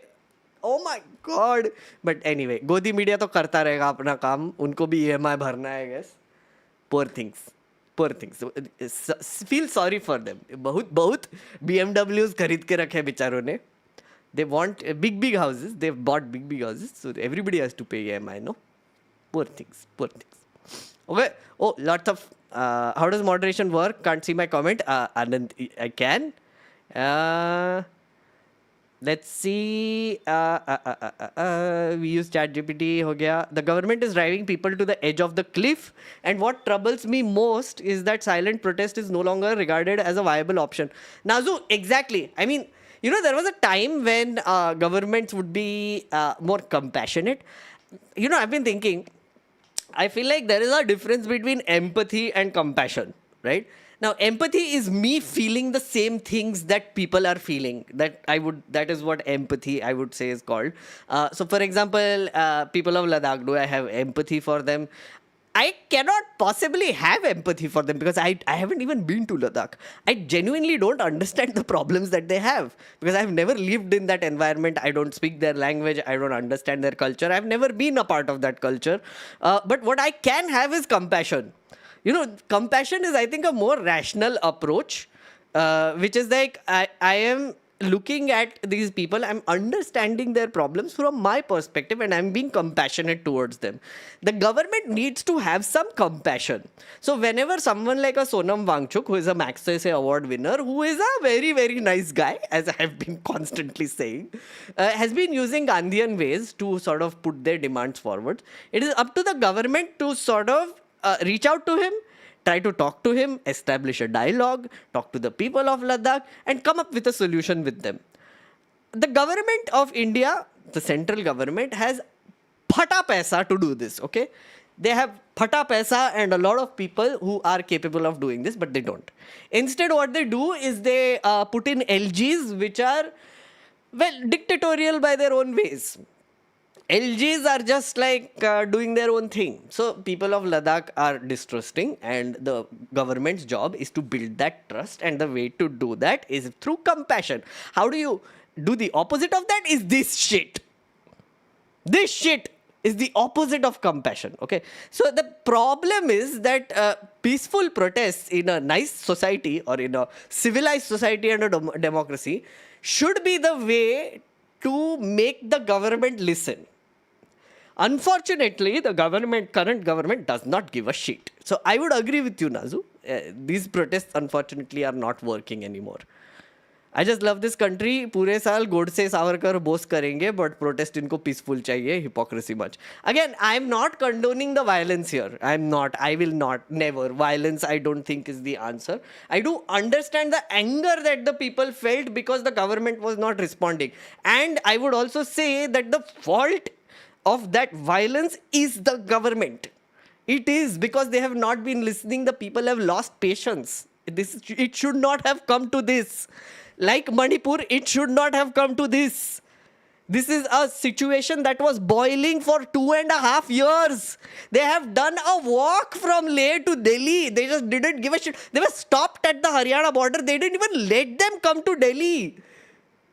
You understand? It is completely the Modi government's fault that this is happening. Kaustav, thank you for the 21 months. Didn't realize I've been a member since so long. Oh, okay. Thank you. Kaustav ke paas bahut paisa hai. Thank you, Kaustav. Tejas, thank you for the 15 months. Love your work. Helps me keep me sane. I'm glad. Acha kaam karte raho. Thank you. SecMol's website cites Dan Church Aid as past funders. That org takes funding from Open Society Foundation, Soros NGO. Your thought. कौन है Dan church add? कितना पैसा लिया? I have no idea. तो क्या है, मतलब बताओ मुझे, क्या मतलब सोरोस, क्या आइडिया क्या है मुझे बताओ पहले. लाइक फंडिंग करके क्या किया इन्होंने? No, tell me, what have they done? What has this organisation SECMOL done with the funding that they got? What anti-national activities have they done till now? ये कोई मुझे explain कर दो please. Please explain this to me. Also, please explain to me why political parties are allowed to take foreign funding and NGOs aren't. You know, right? Modi government has changed the law in 2017 to allow foreign funding to political parties. Now, okay, let's say there is evil organization, evil person called George Soros. George Soros, एक तो मेरा check clear कर, वरना मैं तेरा इतने को इतना डिफेम करेगा ना मैं. जॉर्ज सोरोस क्या है ये? Like everybody keeps telling me that I get funding from you. एक चेक नहीं दिया साले तूने मुझे अभी तक. What is this behaviour? हाँ, जॉर्ज सोरोस, चेक क्लियर कर साले. What is this nonsense? Anyway, evil guy George Soros, we were talking about that. So let's imagine, right? George Soros, evil person. Okay. Now, George Soros has to do evil things in India, like destabilize country. Okay. Now, how do you do that? Fine, you fund a protest, you fund whatever, like, destabilize karne ka, jo bhi karne ka. Best way to do it, right? According to a lot of people now, which is this conspiracy-headed nutty people, is that, oh, you fund a SecMol, which is run by Sonam Wangchuk, through foreign funding, right? Also legitimately fund them. मतलब government को पता है, under FCRA license, they have to maintain a separate account, by the way, and they have to declare where the funding is coming from, right? So they will declare कि हाँ Soros भैया हमको पैसा दे रहा है, okay? The government is completely aware that, oh, 2000 से Soros gave money through whatever this aid organization, right? Government is completely aware, right? Declare किया है, okay? They give it to them. Then this money by SecMol is used to do whatever activities, like protest karna hai, jo bhi karna hai, whatever. That is in this imagination. Now, I would say that if I was George Soros, this is the dumbest thing to do. What I would instead do is I would fund the BJP. Yeah, I don't even have to tell people. I don't have to declare the accounts. कौन से political party का account declare किया? बताओ. Do you know which political parties are getting funding from where? No, you don't. Electoral bonds था पहले. Foreign contribution allowed था. Why would I try to destabilize the country through someone like Sonam Wangchuk, who has control over SecMol, which is doing like whatever nonsense in a corner in India, when I can just fund the freaking BJP, man? है ना? Right? It's allowed. Foreign funding is allowed for political parties. Right? All evil people will directly give money to political parties. Why would they give money to NGOs? It's the stupidest thing to do. Why would they have a middleman? Policies बनाने हैं ना. क्या चाहिए उनको? What do these evil people want? To do evil things. Who will do the evil things? BJP. Party in power. पैसा दे दो, जो चाहिए वो करेंगे. Simple. Right? Right? You get it, right? Stupid things you believe in. Idiots. 5 lakh रुपए पे उसको दिया. Literally लिखा है नोटिस में 5 lakh rupees you took through FCRA from Sweden. 5 lakh रुपए. Are you freaking kidding me? Modi ji का एक रैली में 10 लोग नहीं आएगा 5 लाख रुपए में. मतलब seriously man. Oh my god, people really trigger me sometimes. Like moronic reasons देते ना. Anyway, that was not directed at you directly, friend. But I'm just giving an example of how people think and how stupid it is in general. The premise is stupid. Advait, thank you. The only hope I have is BJP is digging their own grave and now there is no going back. It might take a long time to fall, but when it happens, it would be gone for good. Also, have you played Suzerain? No, I haven't played Suzerain, but also the long time nahi hoga fall mein. The collapse will happen very suddenly. We are already in the decline phase. Collapse aayega. It is coming. We are very close to the collapse now. Collapse, when it comes, it will happen very suddenly. You would be shook. And that's why you need to subscribe to this channel, because we're going to watch it live. And we're going to celebrate the collapse of the BJP. Also, just don't live in that world where you think that once the BJP collapses, it's gone. It's not going to be gone. There are a lot of people from the BJP who will still be in power. Bureaucracy se leke judiciary tak. So don't like let your vigilance down that ye sab chale jayenge. No. They have done a lot in 10 years, now 12 years. They have put a lot of people in place who will be there for years. So don't worry. Langru, thank you for the 21 months. 6th schedule council existed in Leh before it to bring back. Did it exist? I'm not sure. Okay, and I don't think so. As far as I know, it didn't. Disha, thank you. How is studying the sovereignty of the country wrong or whatever? It's vital for academic and public discourse. Please explain. No, they were not studying the sovereignty of the country. They were studying the food security and sovereignty. It was one term. It's a thing. Food security and sovereignty. Sovereignty of food. They were studying that. They were not studying sovereignty of the country. How will you do that? Okay, they were not doing that. That was my point. Virus and Chatur of BJP are destroying Indian Institute of Democracy and Free Speech. We need to save our environment, save your friend. Yeah. Agnihotri ने script लिखा होगा IT cell के लिए. Oh, that's actually true. Truth seeker, I wouldn't doubt that. Why RSS is saying Gen Z link as if it's a terror organization. Oh, Manjot. So friends, I have been telling you this, right? Chat. This whole Bihar SIR thing, if you were watching my channel, I've been telling you, right, that this government hates young people. I think all across the world you are seeing this, that the oldies who are in power, who are like, 70 plus people generally, who are in power, they are starting to hate young people. It is just so obvious now. They are demonizing young people like crazy.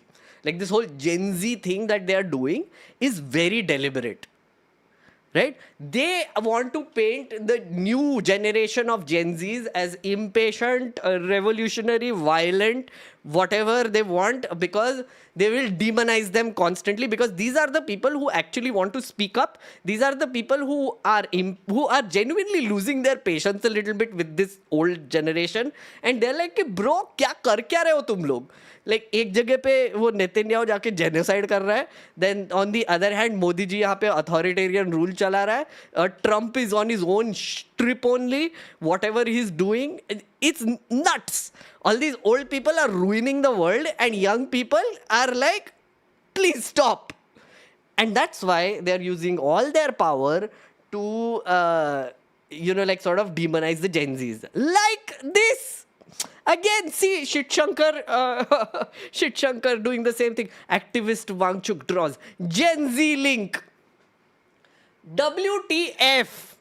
Seriously. I think this Bihar SIR was also done because they do not want young people to vote anymore. All across the country, they are believing that young people are they're just lazy, I guess. So they will not care. They will be removed from the voter list and they wouldn't vote because all the oldies are with us. Please be vigilant, young people. Who is young here? Kaun hai Gen Z? If you're Gen Z, please say hi.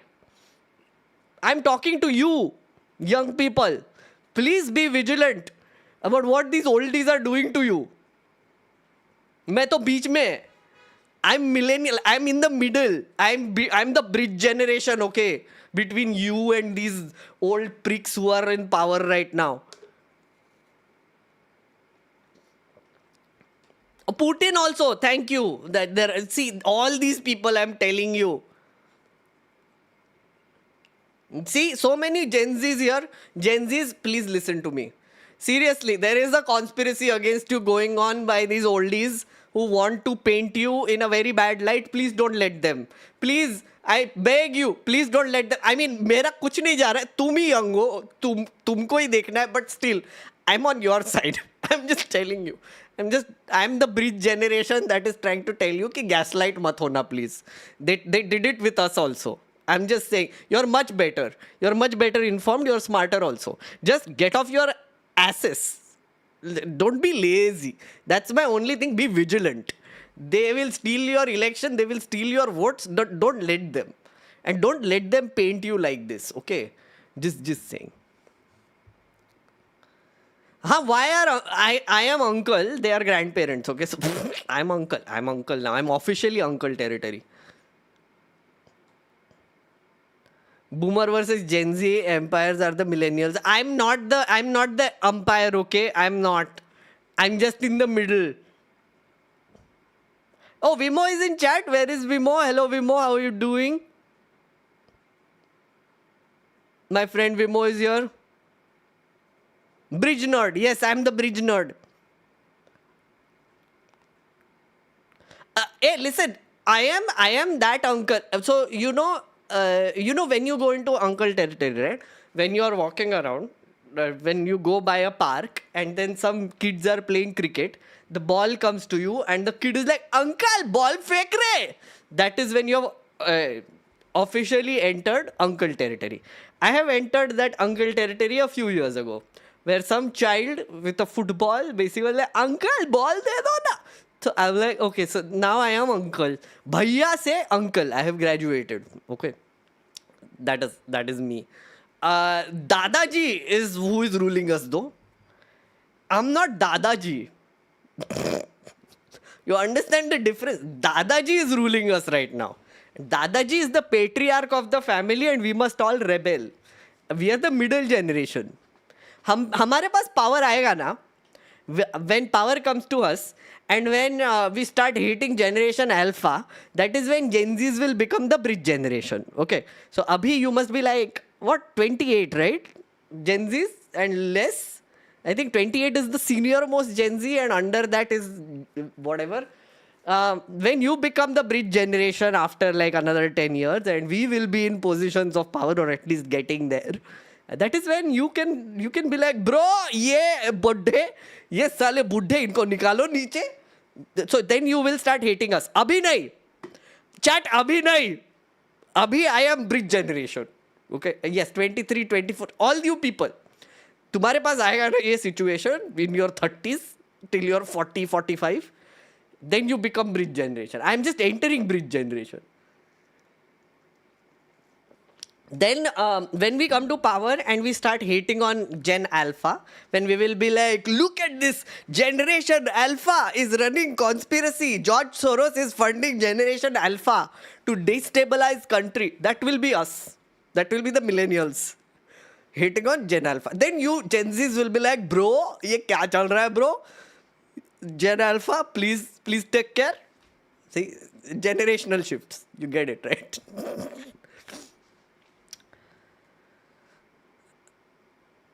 Bridge है नितिन गडकरी वाला. No, I'm not. Okay, maybe I am. I don't know. Okay, when you call me that kind of a bridge, it also feels kind of shitty. Anyway.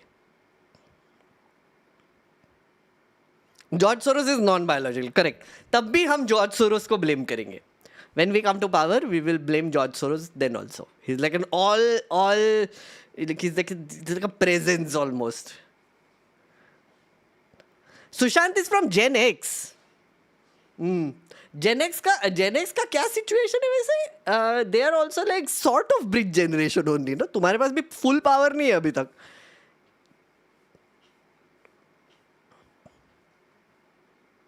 George Soros को बार बार बोल के normalise करना चाह रहा है. Fearless बोल रहा है जॉर्ज सोरोस को बार बार बोल के नॉर्मलाइज कर. यार जॉर्ज सोरोस ऑलरेडी नॉर्मलाइज्ड है bro. Like BJP says George Soros more than anybody else. They are the ones normalizing George Soros as if like he's like some all-powerful entity who is controlling everything. And you are a moron. Also George Soros मेरा check clear कर please. Thanks. देखना ये आदमी भी बोल रहा है कि मैं नॉर्मलाइज कर रहा है तेरे को. See if George Soros, if you are watching this and you believe that I am helping normalise your name, then I should be paid for my services. Check clear कर साले. Who is this George Soros so rich? Yeah, he is apparently. Like भक्तों के दिमाग में ना उनको एक villain चाहिए हमेशा. वही है ये जॉर्ज सोरोस, विलन ही है. I just want to understand, since you have some context of political discourse of our country, hasn't it always been bad with some sort of chori, unemployment, inflation? How is situation different? Oh, okay. Has it always been bad? I feel like, it has been improving over time for sure. Yeah. If you look at it like on a long-term basis, there were a lot more poor people 25 years ago than there are now. Is it the best? Of course it's not. It's not. I'm not saying it's not great. But at the same time, it's better than before. So we are evolving as a society and a democracy. As I keep reminding people, we are still a very young democracy. I feel like we are an 8-year-old child right now, age-wise. Every 10 years in a democracy is one human year. So look at our democracy as an 8-year-old child. हमारे यहाँ पे बहुत 3 brain cell वाले लोग इसीलिए हैं. They don't have the emotional or just mental maturity to understand what their rights are and what a citizen is supposed to do. Right? They are just gaining awareness that ऐसा दुनिया होता है. Okay, interesting. That is where we are right now as a country. Right? So it will take time. It's not going to happen overnight. It's been 80 years. Give it a few more generations. I think we will be a little better off. I do believe that. We are going through a bad phase, and there will always be bad phases. Just get through it. It's like we are only generation old, can't even know the name. They are just hitting on us hard. I had no idea. I feel like people are just happy being better than before, but don't realize the potential our country has. See, Rocky, that would be a perpetual statement you can make forever. Like literally, like if you say this statement 50 years from now, people will still agree with this. If you say this statement 50 years before, people will still agree with this. It will always be this, country ka bahut potential hai. True. Which society doesn't have potential? Tell me. Which society, which human society, a collection of humans, every collection of human will have some potential or the other to do good things. It's like this one of those truisms that are true 50 years ago and 50 years from now and presently as well. It means nothing. North Korea also has potential. What are you talking about? See, North Korea, if you remove that dictatorial Kim Jong-un, if you remove them, if you if you Kim Jong-un North Korea, then that population also has potential. What are you talking about?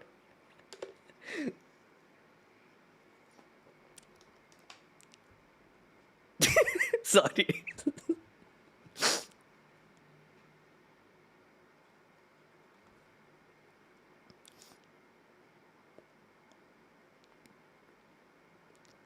We talk about their transgressions, but these issues die down eventually without any real consequences. Transgressions कौन से? What context? What do you think? Is Sonam Wangchuk really Chinese agent? No, I don't think so. Ali Mehdi Reshi. Also, see, here's the thing, Ali. Because Sonam Wangchuk has... I mean, he's tried to make the government uncomfortable and it didn't work. Now that it has reached this violent stage where people are losing their shit in Ladakh, he's like an easy scapegoat for this government. It's the easiest thing because they can convince anyone, literally any bhajpilla that supports them, that someone is a villain. Using their Godi media and all this ecosystem, they just paint people as scapegoats. Like Sonam Wangchuk. क्योंकि state power है, कुछ भी कर सकता है. But with the world on a declining tilt, do you really rationally believe things will improve? Yes, I do. Currently, like, see, that's the thing. Like, there will always be bad phases. Like, I'm saying that human history, if you look at it in a myopic lens, like, abhi ka 5-10 saal ka, if you look at it, and next 5-10 years, because you will live in the moment, and you will look at, oh, abhi kya ho raha hai? Bakwas chal raha hai sab kuch. Yeah, but there have been bad times in human civilizations throughout. But wouldn't you agree that overall we have been developing as a civilization? We have. I mean, yeah, there are bad phases, we've been through them and we collectively go through it. See, think about it this way, right? The one way that humanity survives and does things better is if we start trusting each other more. Right now, every person who is in power is trying to break the trust between everyone. Right? So I will start hating Hare and Hare will start hating Karan and Karan will start hating Arvind and everyone. And then we will never cooperate and then we will never do good things together. Right? Every person in power is trying to break trust in society. So what is our job? Is to do the opposite, right? It is to basically build bridges and start trusting each other a little bit more. Once you do that, once you build a community, which I do have, the reason why I'm so hopeful is because of this community. Because there are, at any given point, when I come live on a Friday, there are 800 people now watching me. 800 people is an auditorium. I fill an auditorium every Friday. Think about it that way, who are listening to me, who are talking to me. That's a community right there. That gives me hope. I'm trying to build trust within this community at least. Doesn't that give you hope? I think it gives me hope.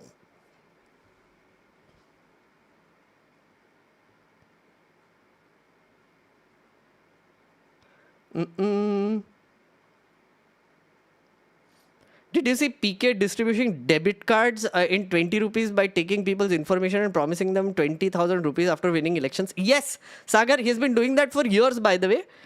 He has done this for TMC, he has done this for BJP. This is a thing he does. It's a PK thing. Like, it's a strategy that he's developed for years. Yeah. And 20 rupees is membership.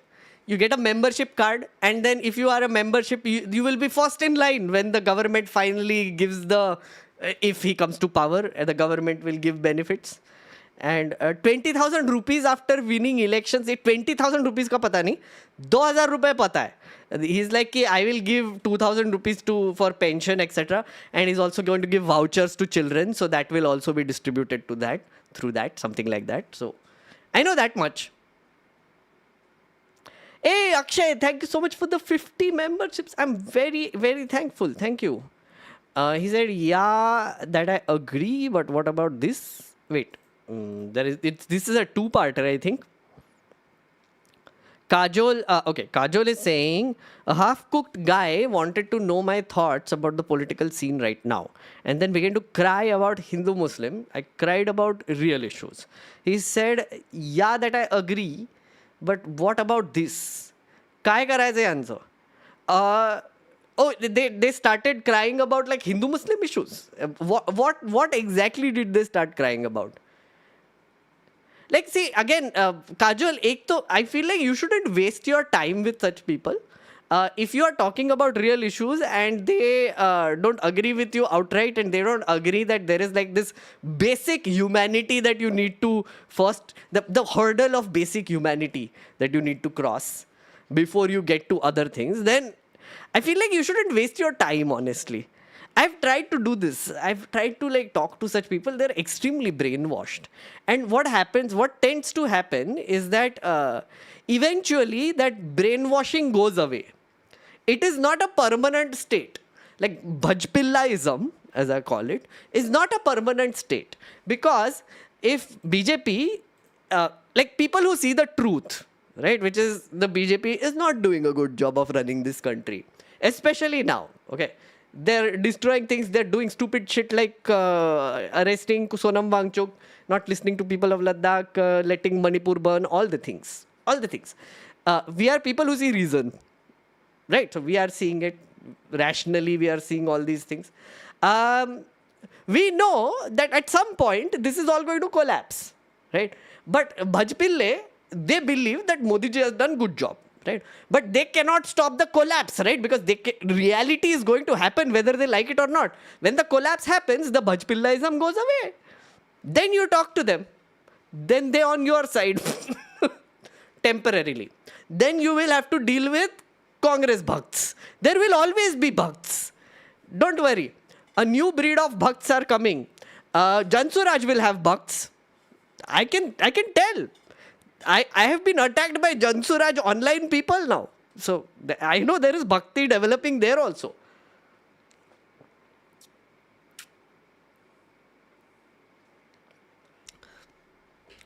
There are Rahul Gandhi bhakts also, by the way. Tejasvi Yadav bhakts are also there. Always Mamta Banerjee bhakts are there. Kya bol rahe ho yaar? Matlab seriously, bhakts will always exist. Who they do bhakti of is what you need to care about. And you shouldn't be that. That is our job as nerdy, real, rationalist people. Hi Vimo, thank you for the 5 memberships, friend. Much appreciated. और super chats. एक second. मुझे गडकरी का भी करना है, guys. रुक जाओ. I know. I'm going through all the super chats. Typewriter, thank you for the giga support. What makes you say BJP's collapse is imminent? Again, as I said, Bihar elections, Nitish Kumar is going away, and also BJP is not doing well, in case you didn't notice. Modi ji ka popularity has been going down. It is always, like right now, it is, I think, the lowest ever. More and more people are disillusioned by who the BJP is, who Modi is, what they are doing, etc. And BJP itself is becoming more uncertain about its own popularity. And that's why it is doing desperate things like vote chori. This is a desperate BJP we are watching right now. And when this party is getting desperate, it will collapse. It will come. Don't worry. All good things come to an end. All bad things also come to an end. Bachchas listen to nerdy chachas. Exactly. Thank you. Really tired of boomer uncles ruling us? You and me, bro. Same. I've been telling you this. I've been saying this for ages now. It's time to retire. People need to retire. Guys, please promise me one thing, nerds. Please promise me one thing. And I promise you one thing. At some point in my life, when I'm old, if you tell me that Chacha, Uncle, Dadaji, ho gaya. You have lived your life. Now give your power to someone else and let them live. Let them thrive. You go retirement home mein, you go to your 4 seasons retirement home and chill. Please tell me this, okay? If I don't do it, one of you should come to me whenever you see me at an airport, right? And you'll be like, bro, ho gaya tera? Ho gaya tu 70 saal ka? Give away power now, okay? Like 70 nahi, 60 ka bhi ho jaunga. Whenever you think is the right time, when you think that I'm losing it, right? You should be able to come to me and say, bro, retire, man. De power dusro ko abhi. And I'll be like, yeah, I agree. जाना चाहिए अभी थोड़ा सा. I think, everybody needs to be humble enough to realize that your brain will not last forever. You will have moments when you are not exactly the best at making the best decisions. You will not be able to catch up with the current technology. You will not be able to deal with the next generation, like what is happening right now with our dadajis who are trying to deal with Gen Zs and not being able to. At that point, they should retire. Don't hold on to everything for forever. Just pass it on to whoever is the best person you think is worth passing things on to. Retire. Ready to chat about Nitin Gadkari? Yes, Gadkari. Chat, are you ready for Gadkari? Please say hi. रुक जाओ, मैं थोड़ा सा break लेके आता है and then we will get to Gadkari. Nitin Gadkari. I have Gadkari information. Tab tak, you guys look at this Sonam Wangchuk document if you want. I have already placed this here. Also, by the way, you can leave comments here. I have enabled comments, so you can leave comments if you want. Let me play some music and I will be back. I just need to go pee. I'll be back. चलो हम कौन सा music लगाए? Should we play Umbele? Yes, let's do Umbele.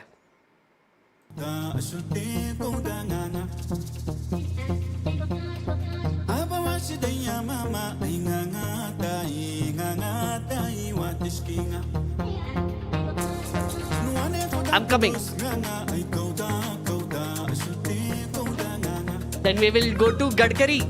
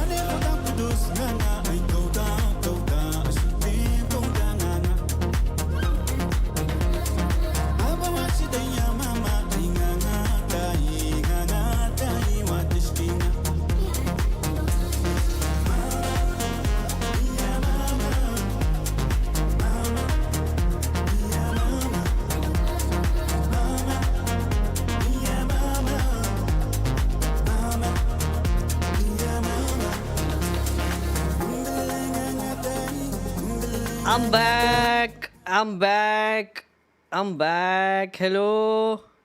Who is this? Oh, another 50 members is by Akshay. Thank you so much. सबको member दे दो. सबको बना दो member आज. सबको. Yes. Okay. Gadkari. I'm preparing myself. Chair has some nice views. Okay. Did you see PK distributing debit cards 20 rupees? अरे हाँ मैंने बोला सागर अभी तो बात किया इस पे अभी just literally. Again, it's a strategy that he uses. It is a membership card that he gives to make you belong to Jan Suraj. Repeating myself since Nerd Lord ignored me. Why study of sovereignty of the nation illegal or bad thing before you talk about Gadkari? Again, Shreyas, what does that even mean? Tell me what it means. But, okay, separate the two things. First is what Sonam Wangchuk and his organization is doing is talking about food sovereignty and security. Okay, that's a separate thing, right? That's a different issue. But is studying the sovereignty of this nation a bad thing? I wouldn't think so. If you're academically studying what is the meaning of sovereignty, what does it even mean in an Indian context, cultural context, democratic context, sure. I mean, research karo us pe. It shouldn't be a bad thing if you're studying it. Yeah. But how is it done? I don't know how it's done. I'm not an academic person. We'll have to ask someone, like a social science person. Food sovereignty is the right of people to define their own food and agriculture systems, ensuring healthy and culturally appropriate food produced through ecologically sustainable methods rather than demands of global markets. See, Adi has given us the answer of what Sonam Wangchuk is trying to do. See, food sovereignty is the right of people to define their own food and agriculture systems, which doesn't sound bad at all. Ensuring healthy and culturally appropriate food produced through ecologically sustainable methods rather than demands of global markets. That's a very legitimate thing to do. It sounds very environmentally friendly. And that is something right up Sonam Wangchuk's alley because he's an environmentalist also. Yeah. But is the study of the country of the, sovereignty of the country a bad thing? Also no. Also no.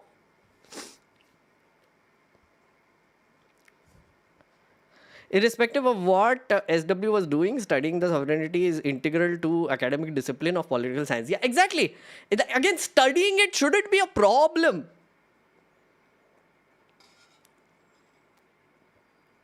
Okay. Guys, Nitin Gadkari, we are going to start with Nitin Gadkari, but I need your help. I must tell you this. I'm still in two minds whether to do this or not because of reasons. First, let me tell you reasons. Nitin Gadkari is not a nice man. And that is not an allegation I'm making. That is something I'm saying. He's not exactly a man you mess with. I mean, I would say the same thing about Amit Shah, but Nitin Gadkari also comes in the same camp because he is very litigious. Okay, so he sends lawyers after you. He tries to drain you, and anytime someone makes an allegation, defamation cases aate hai, court mein chakkar lagane padte hai. So I was still in two minds about whether to do this, but I think I should, honestly. I mean, what Anjali Davania has, the allegations that she has made, I think it needs a lot more people talking about it at least. So I thought, thoda risk lete. But I need your help, friends. I need your help. What you need to do is every time I say something, you have to write allegedly.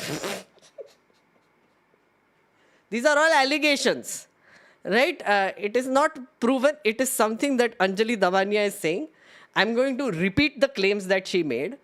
These are all allegations. Okay, so you have to please remind me that I am talking about these allegations. Yes, allegedly, exactly, right? So that whenever like a court is playing something. So for example, what will happen is that Nitin Gadkari will be like, hey, look, this guy, he's defaming me, right? What will happen is that then in court, we will be playing this clip. Jo bhi bol raha hu main, this whole section, which will start from now, right?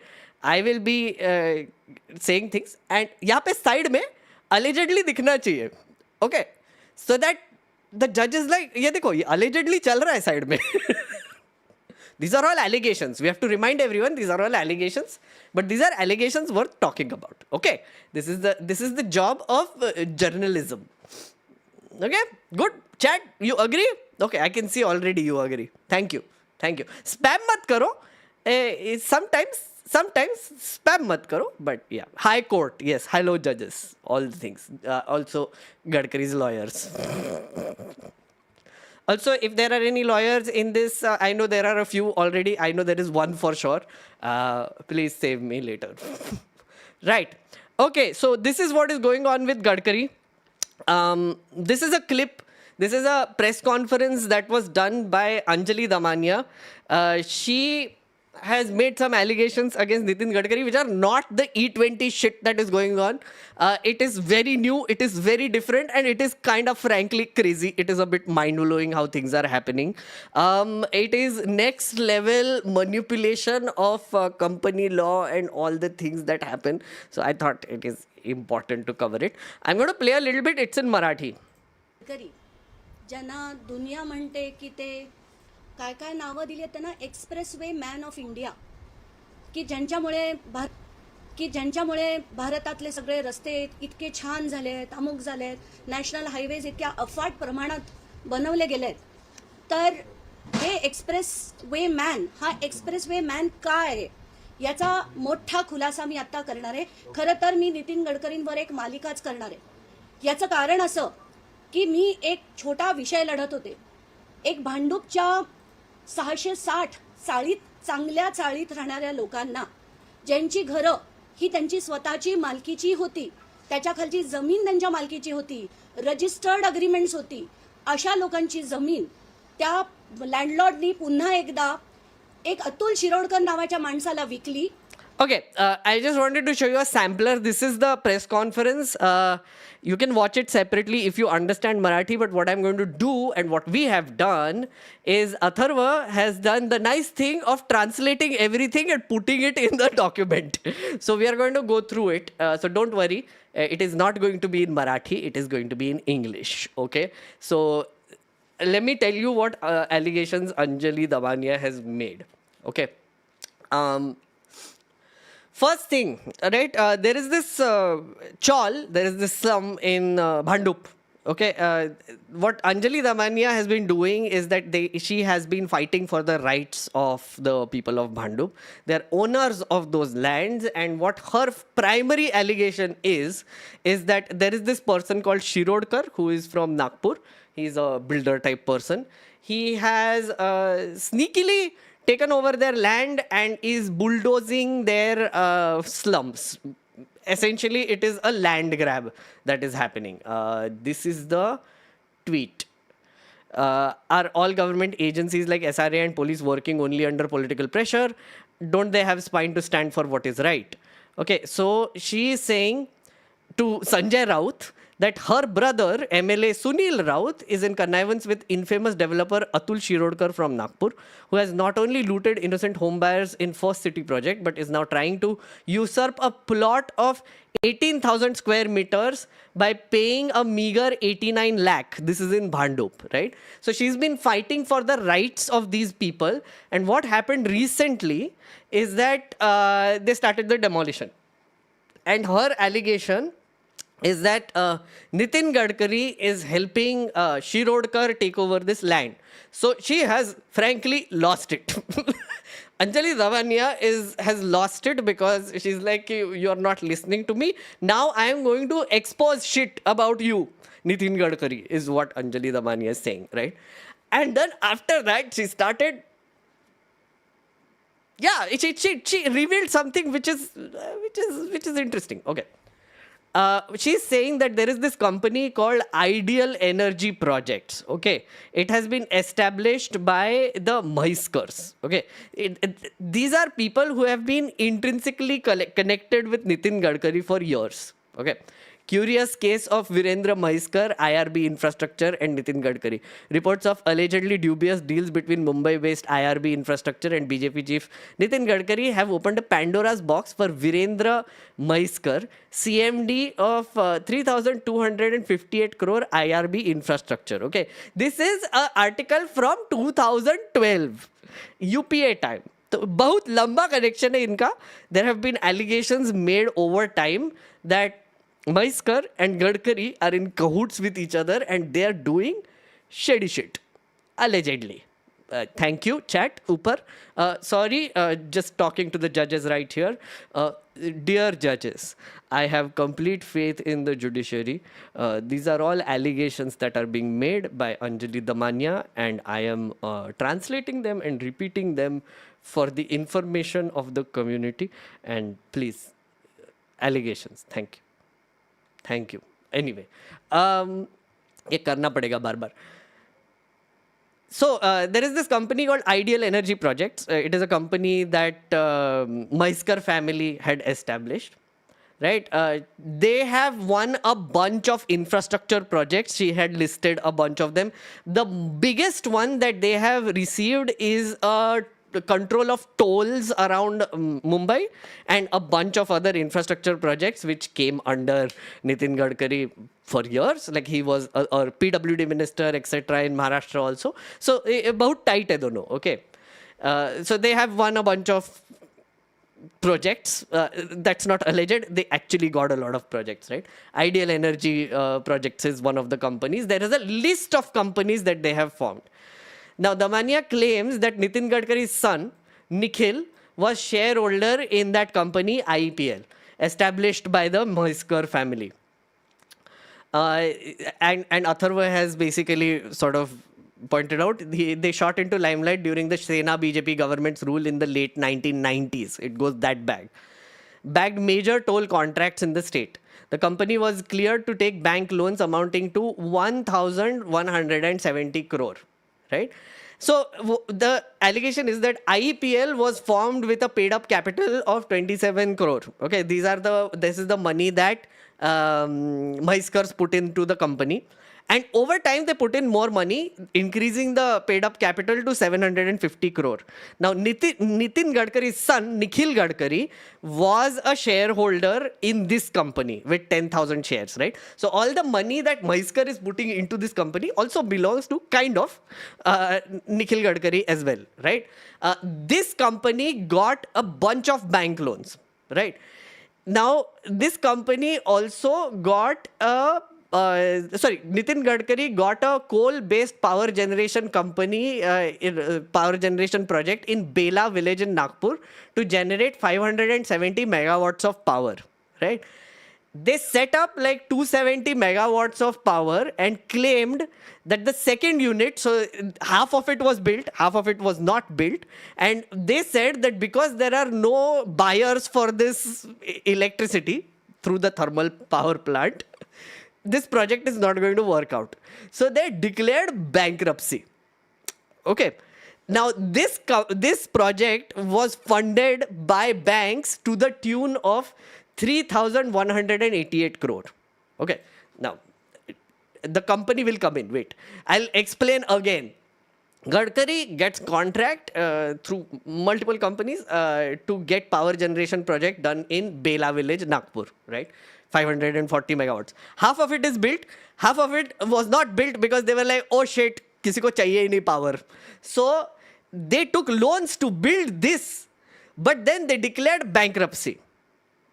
Okay, so far so good. That is the allegation. Okay, then this goes into NCLT. Now, what happens is when a company declares bankruptcy, they go to the National Company Law Tribunal. वहाँ पे the tribunal decides what to do with the company. Because what tends to happen is that when a company declares bankruptcy, they have creditors. So they already owe money to banks, for example, this one, or other creditors. So the NCLT is the one to decide कि कैसे बेचेंगे इस company को और किस-किस को कितना पैसा मिलेगा. Who will take over? They have already bought assets, like half of this power plant is built. Who will take over that power plant? All the things. So it is like a settlement thing that they have to do. Now, okay, so NCLT proceeded to liquidate the company through a bidding process. So there is a bidding process that happens after this. This Diwala pit gaya inka. Damania alleges that Manas Agro, a company promoted by Sarang Gadkari, the second son, right? Another son of Gadkari secured winning bid of 299 crore.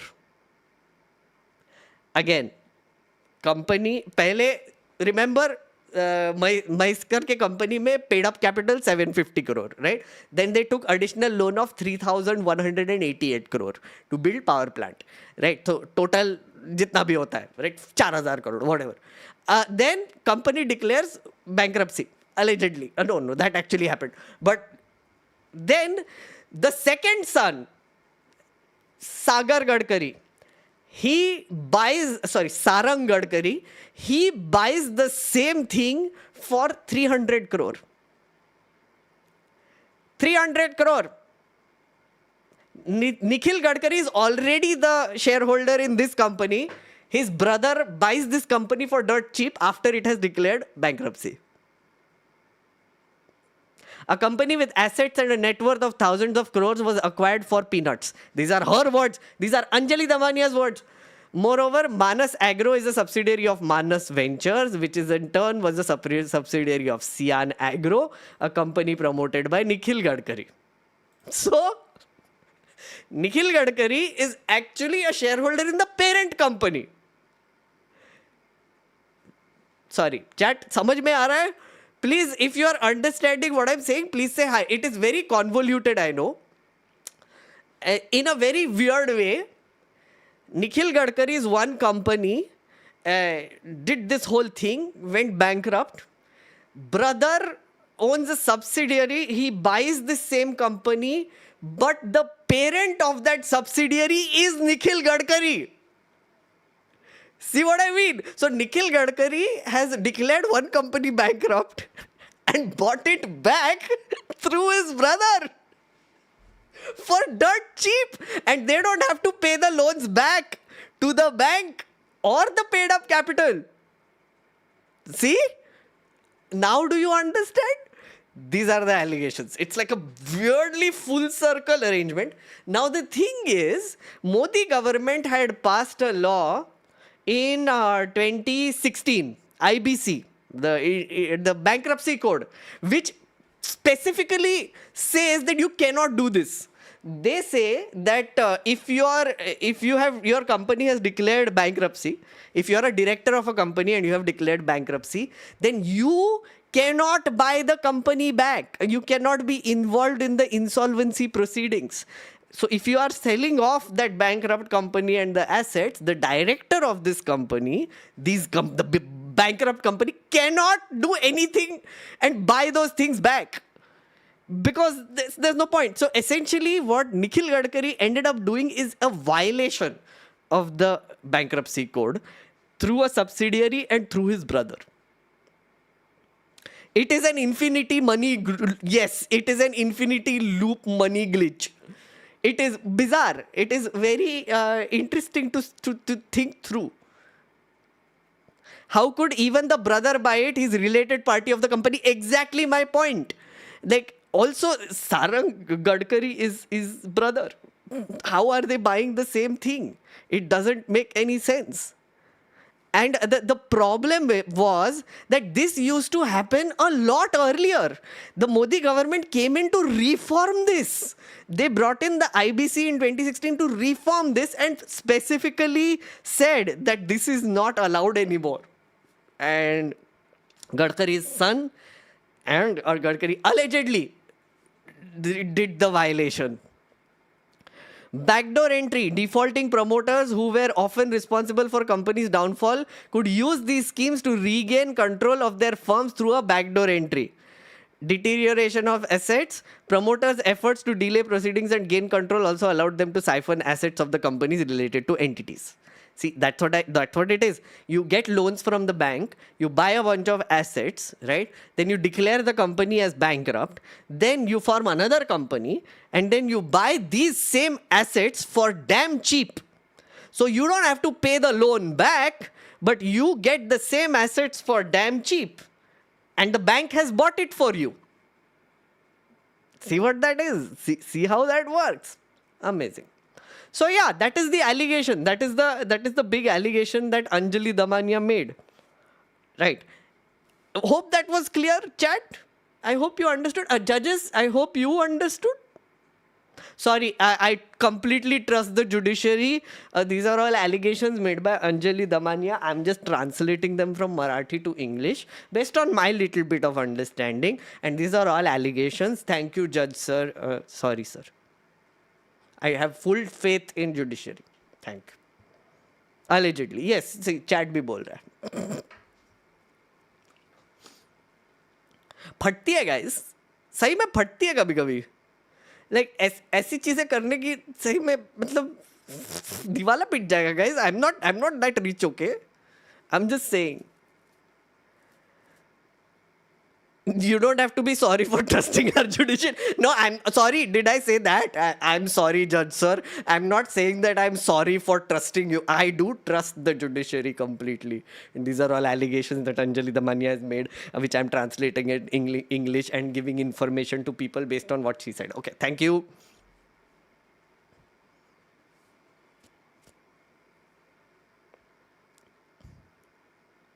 Vijay Mallya crying seeing all of this. Gadkari found the money tree allegedly. See, again, it's very interesting when you think about it, right, chat? It takes some sort of mental gymnastics to even come up with something like this. Who are these amazing people? Who are these CAs? Who are these financial advisors who are giving such amazing tricks to rich people? Judges, Kotaro is asking if you play Counter-Strike Go. Judges, I'm drinking water. It is not any other substance. It's just cold water. This is tea.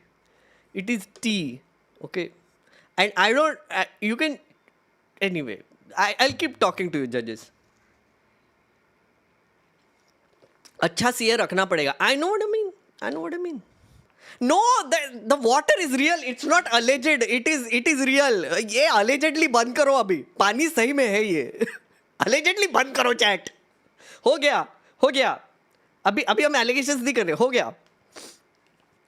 Judges, as I said, please answer. Do you play Counter-Strike? Contempt of court क्यों लगेगा? I'm showing full respect. I'm being very careful. Like, why would I be careful if I don't respect them? Right? Out of respect, I'm being careful, right? Legally correct.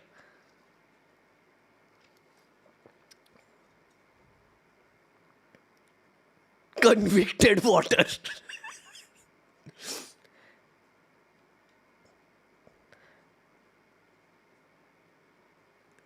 Judges be like, ये सब साझा करना चाहिए क्या? There has to be a loophole. The liquidation process is under supervision of a liquidator, and then NCLT has to approve it. Again, Yatin, I don't know too much details about how this whole NCLT proceeding works. We'll have to go a little deeper into it. But dude, blew my mind, man. Like, ये सब कौन करता है? Like, क्या मस्त लोग हैं ना? I want financial advisors like this who will tell me, ki, sir, I want someone to come to me one day and be like, sir, do you want to buy an airport? Yes, come. Become a part of this amazing, whatever bankruptcy related scheme that I have come up with. Please come, sir. Completely legal, sir. I will explain it to you and you can do it. Please buy airport. And then I will get airport and I'll be like, Adani, सटको यहाँ से Mumbai airport हमारा है. One day, chat, one day, the nerds will own the Mumbai airport, okay?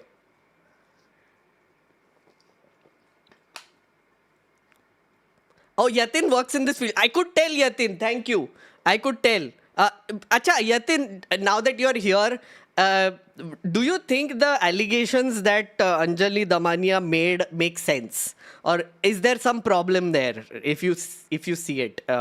Please let me know. Or did I say something that is problematic? Also, please tell me that. Call me out. Chor who do such things, corrupt people too, allegedly.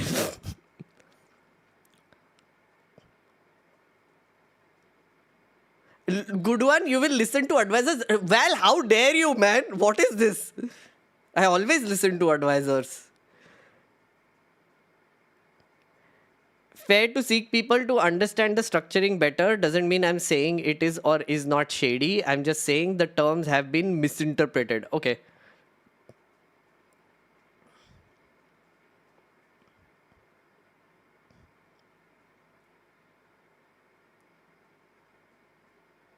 Allegedly bolna. They do make sense. Prima facie, it is a violation, but I need to see what is the exact corporate relation between acquirer and corporate debtor. Yatin, I don't know if you understand Marathi, or if you understand Marathi, maybe you can send this press conference that was done by Anjali Damania to someone who understands Marathi, and maybe you can together figure it out. Like, I think you can best ask them questions about whether she says something or not, and then you can figure it out. Yeah, prima facie, it does look like a violation. Again, based on the IBC. Utna maine bhi padha, which is the IBC disallows the directors of the same company which has gone bankrupt to buy the company back or buy the assets of the same company. What is happening here is that one brother is buying the assets from another brother's bankrupt company, and the one brother is owned by the parent company that also this brother is a part of. It's convoluted as hell, but it is finally resulting into a violation, allegedly, right? According to the IBC.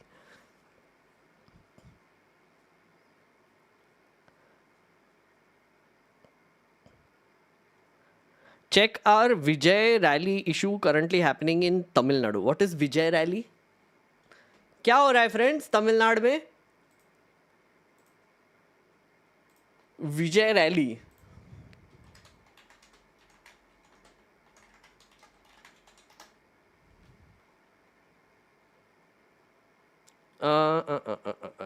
Vijay leaves Trichy airport following a stampede at his rally. Oh, in Karur. 29 people died in a stampede during his heavily crowded rally in Karur. Oh shit.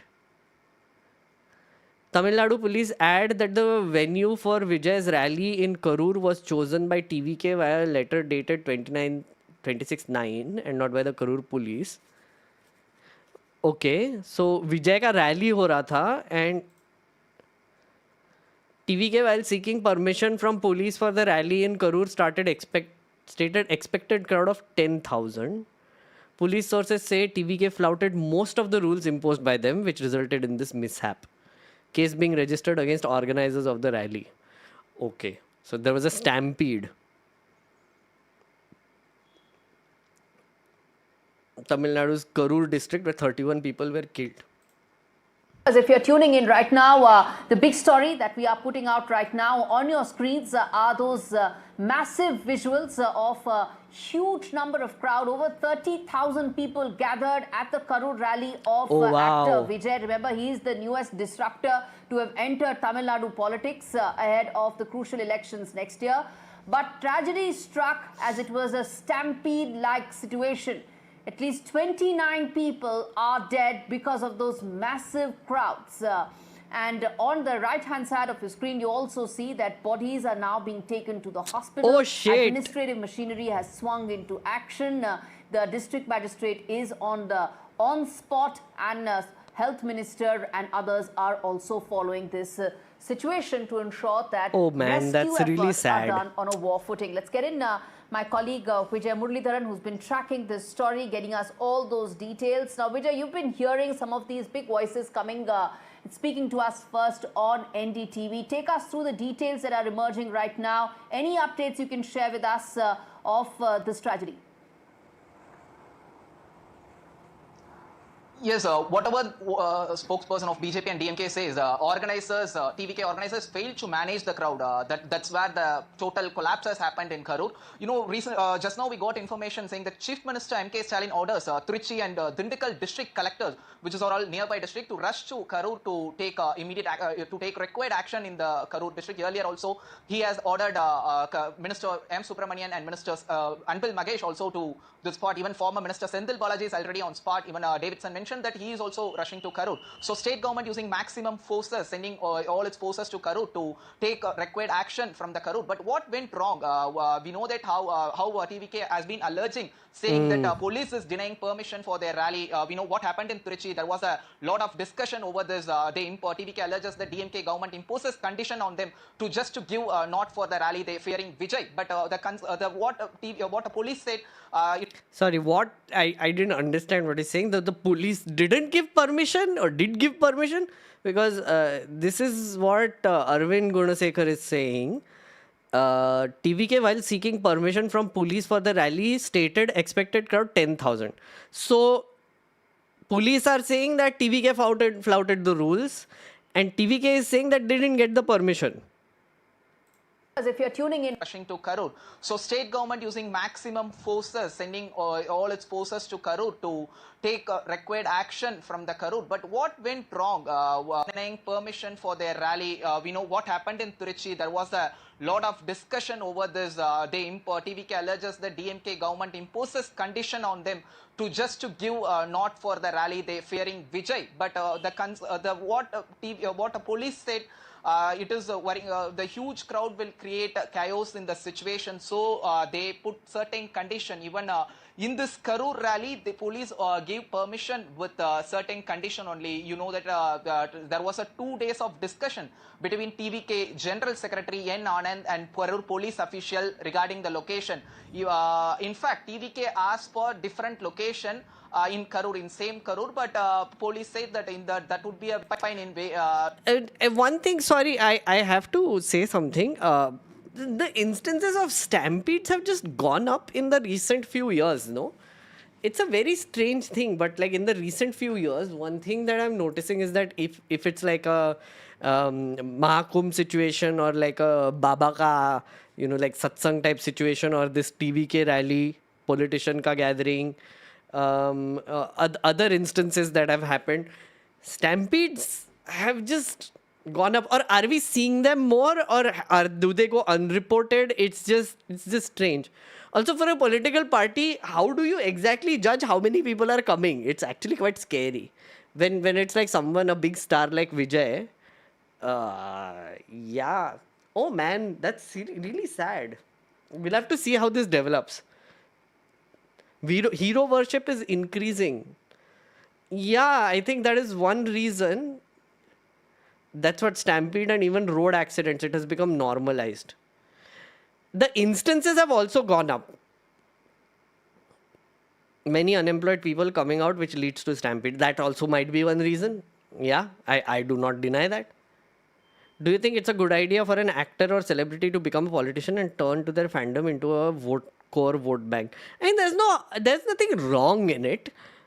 I mean, a lot of people have done it and they have turned out to be great administrators also after that. There's nothing wrong in it. I mean, see, that's the thing. Like, you have to decide. Like, for example, Hema Malini. If you take Hema Malini as an example. Popular person, Mathura MP, or Kangna Ranaut. Fans of Kangna Ranaut voted for... so you might think that fans of Kangna Ranaut are voting for Kangna Ranaut for Mandi, or Hema Malini voting for Hema Malini. That is one factor. But there is another factor, the symbol.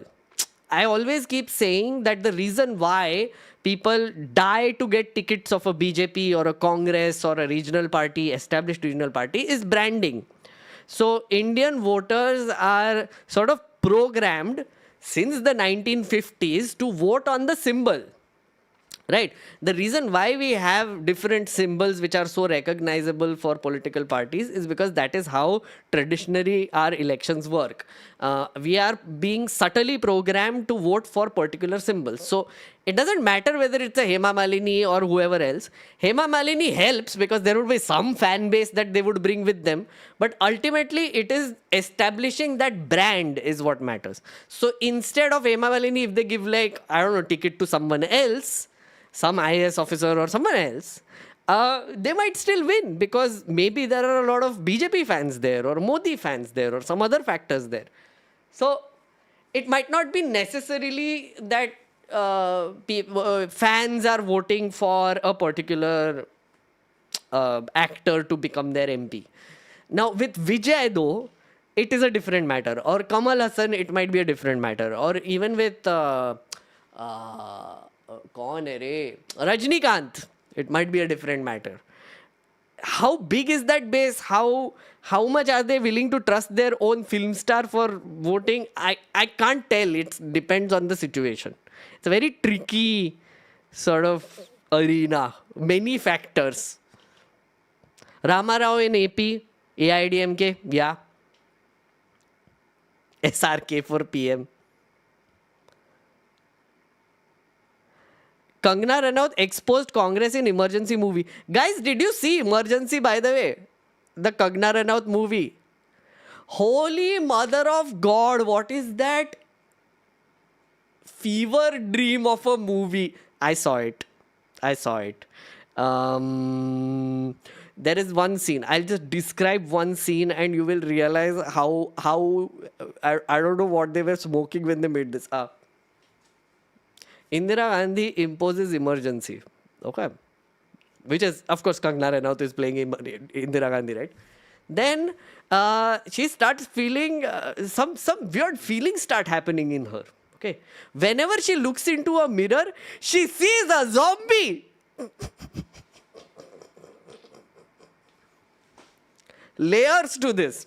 There is Kangana Ranaut. They put makeup on her to turn her into Indira Gandhi. Then Indira Gandhi does emergency, looks into mirror. They put extra makeup of Indira Gandhi to make her look like a zombie. That is her guilt speaking to her through the mirror. That's an actual thing in that movie. Yes, Lady Macbeth also. Another scene. Again, I'm not spoiling anything. You can't spoil it. It's hilarious though. Okay. You know how she ends the emergency? She goes to meet. So there are different theories about why Indira Gandhi ended the emergency, right? If you want, Ramchandra Guha has written about it. 2-3 main reasons. One is, of course, she ended the emergency because she was seeing this Godman type character who she thought was a mentor / guru / advisor type person. I forget the name. Who told her that, listen, you did bad, please do good, so end it. Right. The second theory is that she got very cocky. She got very confident that she's going to win the next election because she's extremely popular, because she was surrounded by yes men. So she was surrounded by people who were telling her that, madam, you are very popular, you are the best. Like 400 par hone wala hai situation for Indira Gandhi. So she ended the emergency to hold an election and she lost very badly. So that is one reason. And the third reason is that she thought she had already done what she wanted to do, which is eradicate the opposition. The Janata Dal movement, etc., was growing, but she didn't think that it is going to be very effective. So overconfidence, right? So, but you know what narrative the emergency movie went for? The mentor one. You know how she ends the emergency in that movie? They went into like a parallel universe, okay? So there is this weird place that they came up with. It seems like paradise, right? There's this tiny island in the middle of a lake with like a very pretty bridge going across, right? Where this mentor / Baba is sitting there and like Then Indira Gandhi comes and then she starts walking on the bridge going towards mentor. Mentor is walking on this bridge going towards her. And a song is playing. Like something like Bekarariya. And then they're walking towards each other. And then like mentor is like, Beda, please end this. And she's like, Ha Babaji, please, I think I should end. Beda, I don't expect this. Ha Babaji, I think I should end this. Bekarariya. It's the most bizarre shit I've ever seen in my life. It is insane. Please watch that movie. It is on, I think, on Netflix. Oh my God, I laughed so much. Also, guys, they showed, what's his name? Made in India hottie.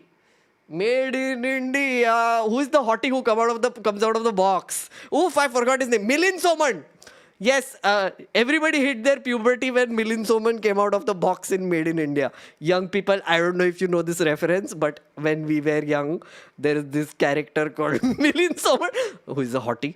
He runs now. You must have seen him running on Instagram, right? Milind Soman came out of a box. First, Alisha Cheno is romancing a snake, and then she delivers a box, and then someone delivers a box, and a shirtless Milind Soman comes out of it. An entire generation hit puberty when that happened, okay? Just say. So Milind Soman is playing Manek Shaw, General Manek Shaw in that. All he does is sing songs, dude. It is the most bizarre shit ever. Like, he had such a pivotal role to play, and all he does in the movie is sing songs in front of a map. He's like, हाँ हम बढ़ेंगे, हाँ हम जाएंगे, हाँ हम करेंगे. Everything he does is a song. It's so bizarre. Oh my God, Kangna Ranaut. And I think what happened is that Kangna Ranaut started to make the movie thinking that she wants to demonize the Congress through Indira Gandhi and how evil she is. Then halfway through the movie, she started relating to Indira Gandhi's character, because she was also playing Indira Gandhi and she started feeling sad for her.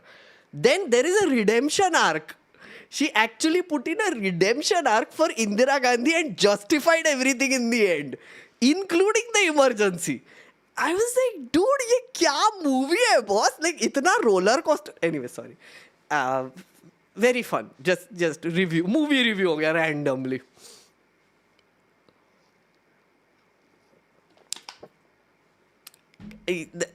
Just watch it and tell me if you think this is what is happening. Pop culture expert, you are. ऐसा कैसा? Yes, it is a high-paced movie. You're correct, Wally. You're correct. You need to look at Tamil Nadu's latest news. I just saw it right before you came in. I think this movie was Kangna's attempt to survive the BJP fallout in the future. Well, there is a new Malayalam movie coming, which is Modi Life from Unni Mukundan. Oh my God, ये क्यों बना रहे यार? Like Modi, is it going to be like an honest Modi Life movie? Then I'll watch it. I want to see an honest portrayal of Modi's life. Not that crocodile shit that he has sold all this while.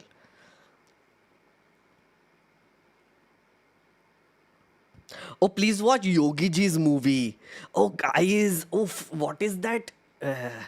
Can I play the trailer or will they send me a copyright strike?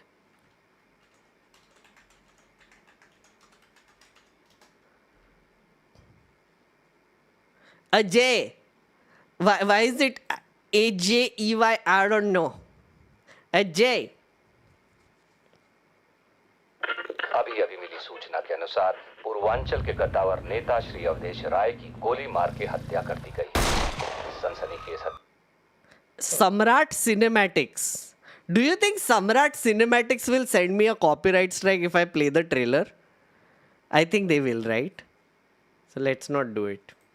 मैं क्या करता है, थोड़ा सा mute करके थोड़ू play करते बीच में. Samrat Cinematic presents. का भी प्रयोग करना. अरे dude, hey, who is this? I remember him. Isn't he like a famous actor? Like famous matlab, I think he's a good actor, no? This guy. Where did I see him, chat? He just did something very recently. I've seen him in something and he was good in it.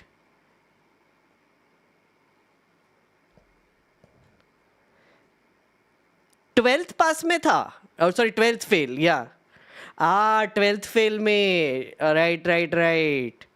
Okay, got it. 12th fail. So something is happening. मारामारी किया. Then politics में गया. Wait, he seems perfectly normal. How does he become a yogi? Shit, I'm intrigued. Someone got saved. Some Holi खेला. फिर कोई बाबा के पास गया. Then he did Holi. Okay, Holi खेला फिर से. Lots of Holi. Shaved his head. Clearly, the beginning of his baldness is also portrayed nicely. Then he took yogidom. Then some tragedy happened and got kicked out of the house. Is this mother? I don't know. Same. Oh, dude, that's Paresh Rawal. Holy shit, I didn't recognize.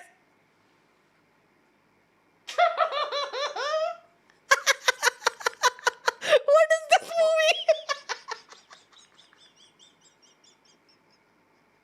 Oh God. Yeah, so this is Paresh Rawal. Okay. Then ये क्या हो रहा है? एक ही scene था ना ये? Okay. Anyway, so sadness. Then Yogi ji कार्यालय में कुछ तो भी हुआ. क्या था? न्यायालय था ना? कार्यालय जिलाधिकारी Gorakhpur. Okay. Then did they show his famous cry speech? Some protest he did. Then boat में, then some violence, then some more movement, then something, then Ajay, untold story of a yogi. Okay. Then something. Some dialogue. ये dialogue तो play कर सकते हैं ना? रुक जाओ. मेरा बैठना आपको यहाँ तक ले आया. सोचिए जिस दिन मैं खड़ा हो गया आपका क्या होगा. Oh my God! What was that one line? Okay.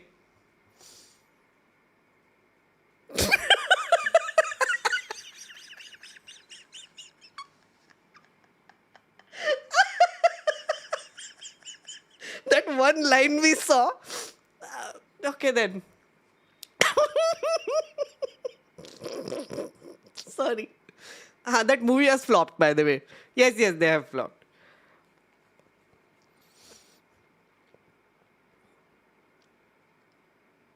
How do you guys not know the UPCMs? Yeah, oh wait, chat, तुमको पता नहीं क्या his real name? His name is not Yogi Adityanath. His name is Ajay Singh Bisht. The movie, sorry. मेरे को इतना basics में बताना पड़ेगा, मुझे पता नहीं था. Okay, wait, chat. There is a guy called Ajay Singh Bisht. He turned into a yogi of the Gorakhpur Mutt ka yogi because he was blessed by the head of the Gorakhpur Mutt and he became Yogi Adityanath. Then Yogi Adityanath went into politics. He became MP. Then he got he became the head of the Gorakhpur Mutt also. Gorakhpur Mutt is extremely powerful. Then he joined the BJP. मतलब BJP में ही था वो. And then he became chief minister. Story over. Shall I tell you fun fact? The day they passed electoral bonds, around the same time, you know what was happening? Yogi Adityanath had been declared as chief minister on the same day that the debate of the electoral bonds thing was going to happen in parliament. Yogi Adityanath was an MP. He walks in, they interrupt the debate and they let him speak. Sumitra Mahajan was the speaker. I remember seeing this. Literally, Yogi Adityanath became chief minister and on the side electoral bonds was being passed. That's why nobody gave a shit because everybody was like, कौन है ये आदमी? Where did he come from? Uttar Pradesh में इतना बड़ा victory. Who is Yogi Adityanath? La la la la la. Yeah, that's diabolical is how I would put it. BJP, sometimes you have to admire them for how to use one event to distract from another. Yogi Adityanath becomes chief minister. यहाँ पे side में electoral bond pass कर दो ना. मजेदार. I was screaming back in 2017. I was one of the people who broke that story, by the way. Because I was one of the few people who actually read that law because everybody was freaking distracted by the shitty UP elections. I was like, bro, ये देखो क्या हो रहा है? Bro, ये देखो क्या हो रहा है electoral bonds. I've been screaming. किसी ने नहीं सुना मेरा. Nobody.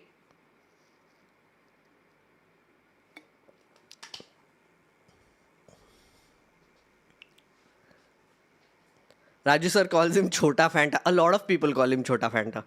I think that is inappropriate. Please don't call him Chota Fanta. Mirinda. He is a Mirinda.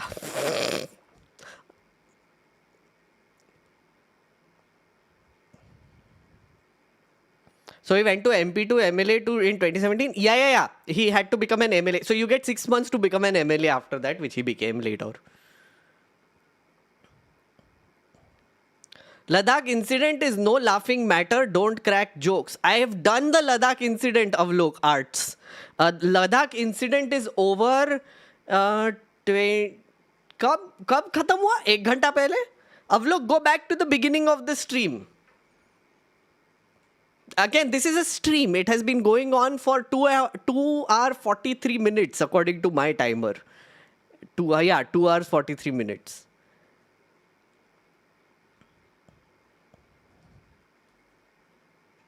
Tamil Nadu stampede also I spoke about.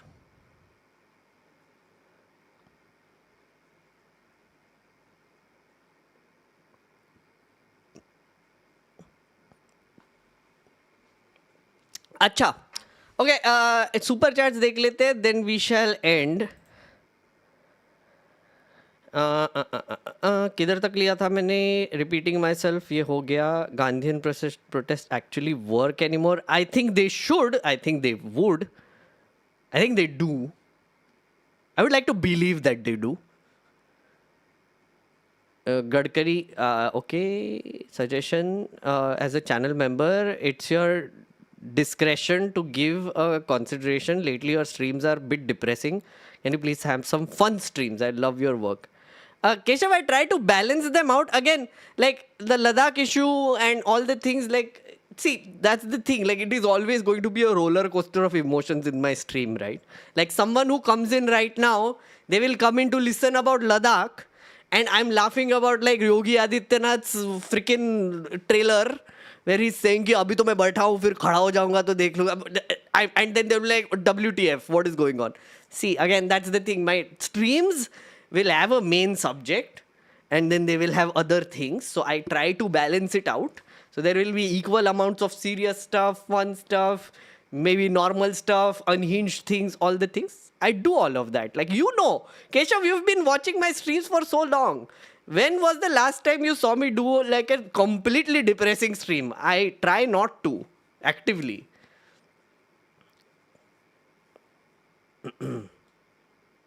Acha, this I have seen.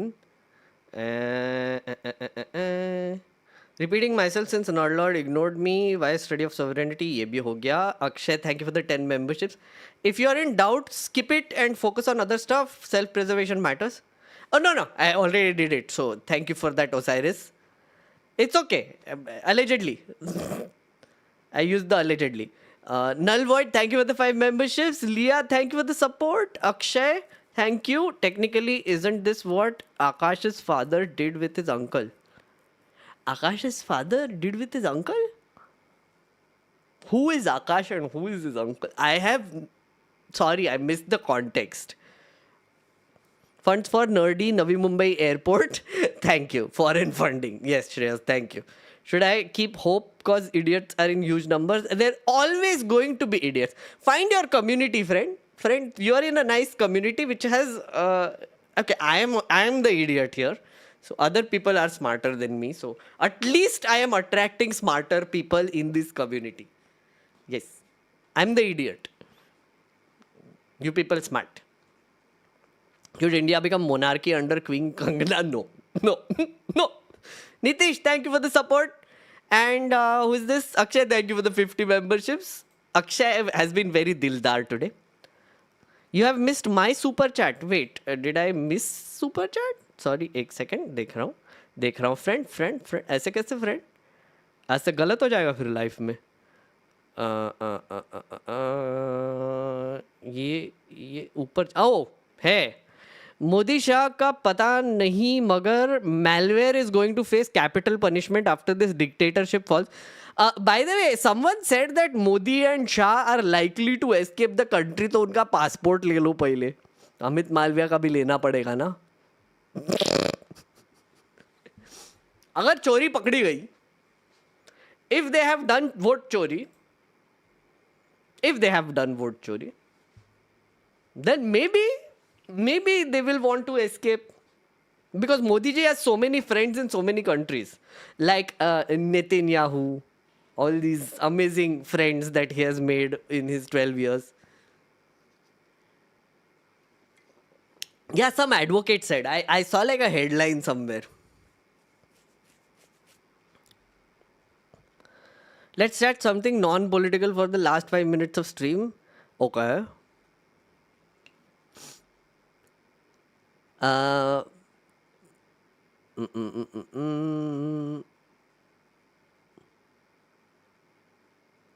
Please not Ajay joke. पानी P रहा था इतनी हंसी आई. I mean, he said it in that trailer. Oh my god. Oh, that Bads of Bollywood. Have you guys seen that show? What food do you like? I like all sorts of food. What is my favorite food though? I love fried chicken. I make varieties of fried chicken. I love fried chicken and I love biryani. I'm a big biryani fan. I'm also a big chaat fan. 3 things. Yes. But have you seen Bads of Bollywood? I haven't seen it yet. Should I watch it? Should I attempt it? Saudi chicken, yes. Oh, I love Saudi chicken. Acha, I like a lot of food. I mean, now you'll name foods and I will be like, oh my god, I like that also and that also. I just watched the show, pretty mid for the cast it had. Samir Wankhede filed defamation. I saw Samir Wankhede filed defamation. What a moron, dude, that Samir Wankhede. Allegedly. Allegedly, Samir Wankhede is an idiot. No, but Samir Wankhede filed a defamation case because there was a character resembling Samir Wankhede in it and the court was like, it is not maintainable. Oh, Chaitanya liked it. Okay, back from dinner. Had kung pao sauce chicken nuggets. Okay. It's a cringe fest. Do not expect a lot. Again, I'm not sure if I'll watch it, but yeah. I'm a foodie like you too. I'll be the same when people start mentioning food places or dishes. I agree. I'm a big foodie. Me and my partner both. So she and I, we go to a lot of places just to eat. We travel to eat. Yeah. Our itinerary, whenever we go somewhere, is full of places that we are going to go and eat in. So that's the idea. We travel to places to have good food.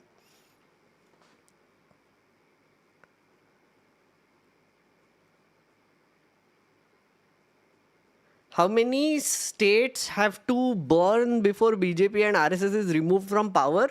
Banyalal, again, there is no way to tell, friend. But you're right, it is getting kind of frustrating, no? Many states have burnt in this era of the BJPs. I hope it ends soon.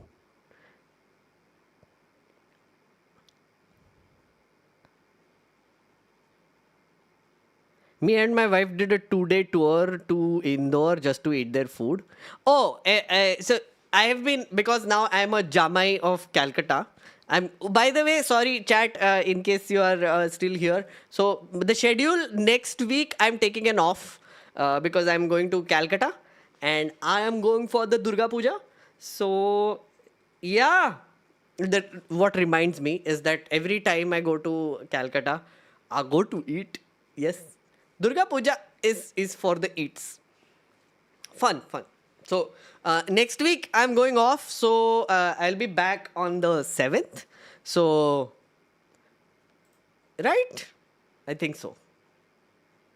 Yeah. So I'm going to miss the next week.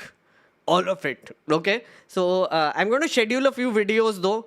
Which are going to be clips, etc. Old clips, whatever. So Meghnad TLDR is going to help me do that. But yeah, I'm taking an off. I'm taking a chill time. So I will see you a week after that. There will be no streams next week. So if you become a member, I'm sorry, but to make up for this, I will try and do extra streams after I come back. Okay. I'm sorry, but Durga Puja time.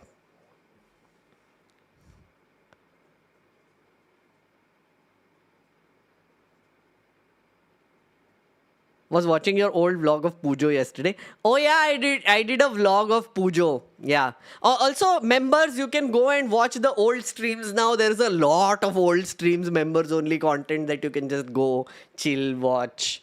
Yeah. I saw the whole lot of police around the student center in Dehradun. Like they don't even want people to come out of the hostels and PGs. कहाँ पे देहरादून में क्या हो रहा है? देहरादून में भी कोई एजिटेशन चल रहा है क्या? I don't know. Make new vlogs. Too much effort. But maybe, let's see. We have good clips planned. Yes. Thank you, Megnat TLDR. Also, please do subscribe to Megnat TLDR also. And also, I will bid you adieu. I will see you a week after the next. And have a happy holidays. If you are going to enjoy Navratri, Durga Puja, whatever it is, do the garbas, do the everythings. Be nice. Eat a lot of good food and have fun. Good night, friends. I will see you next week. Bye-bye.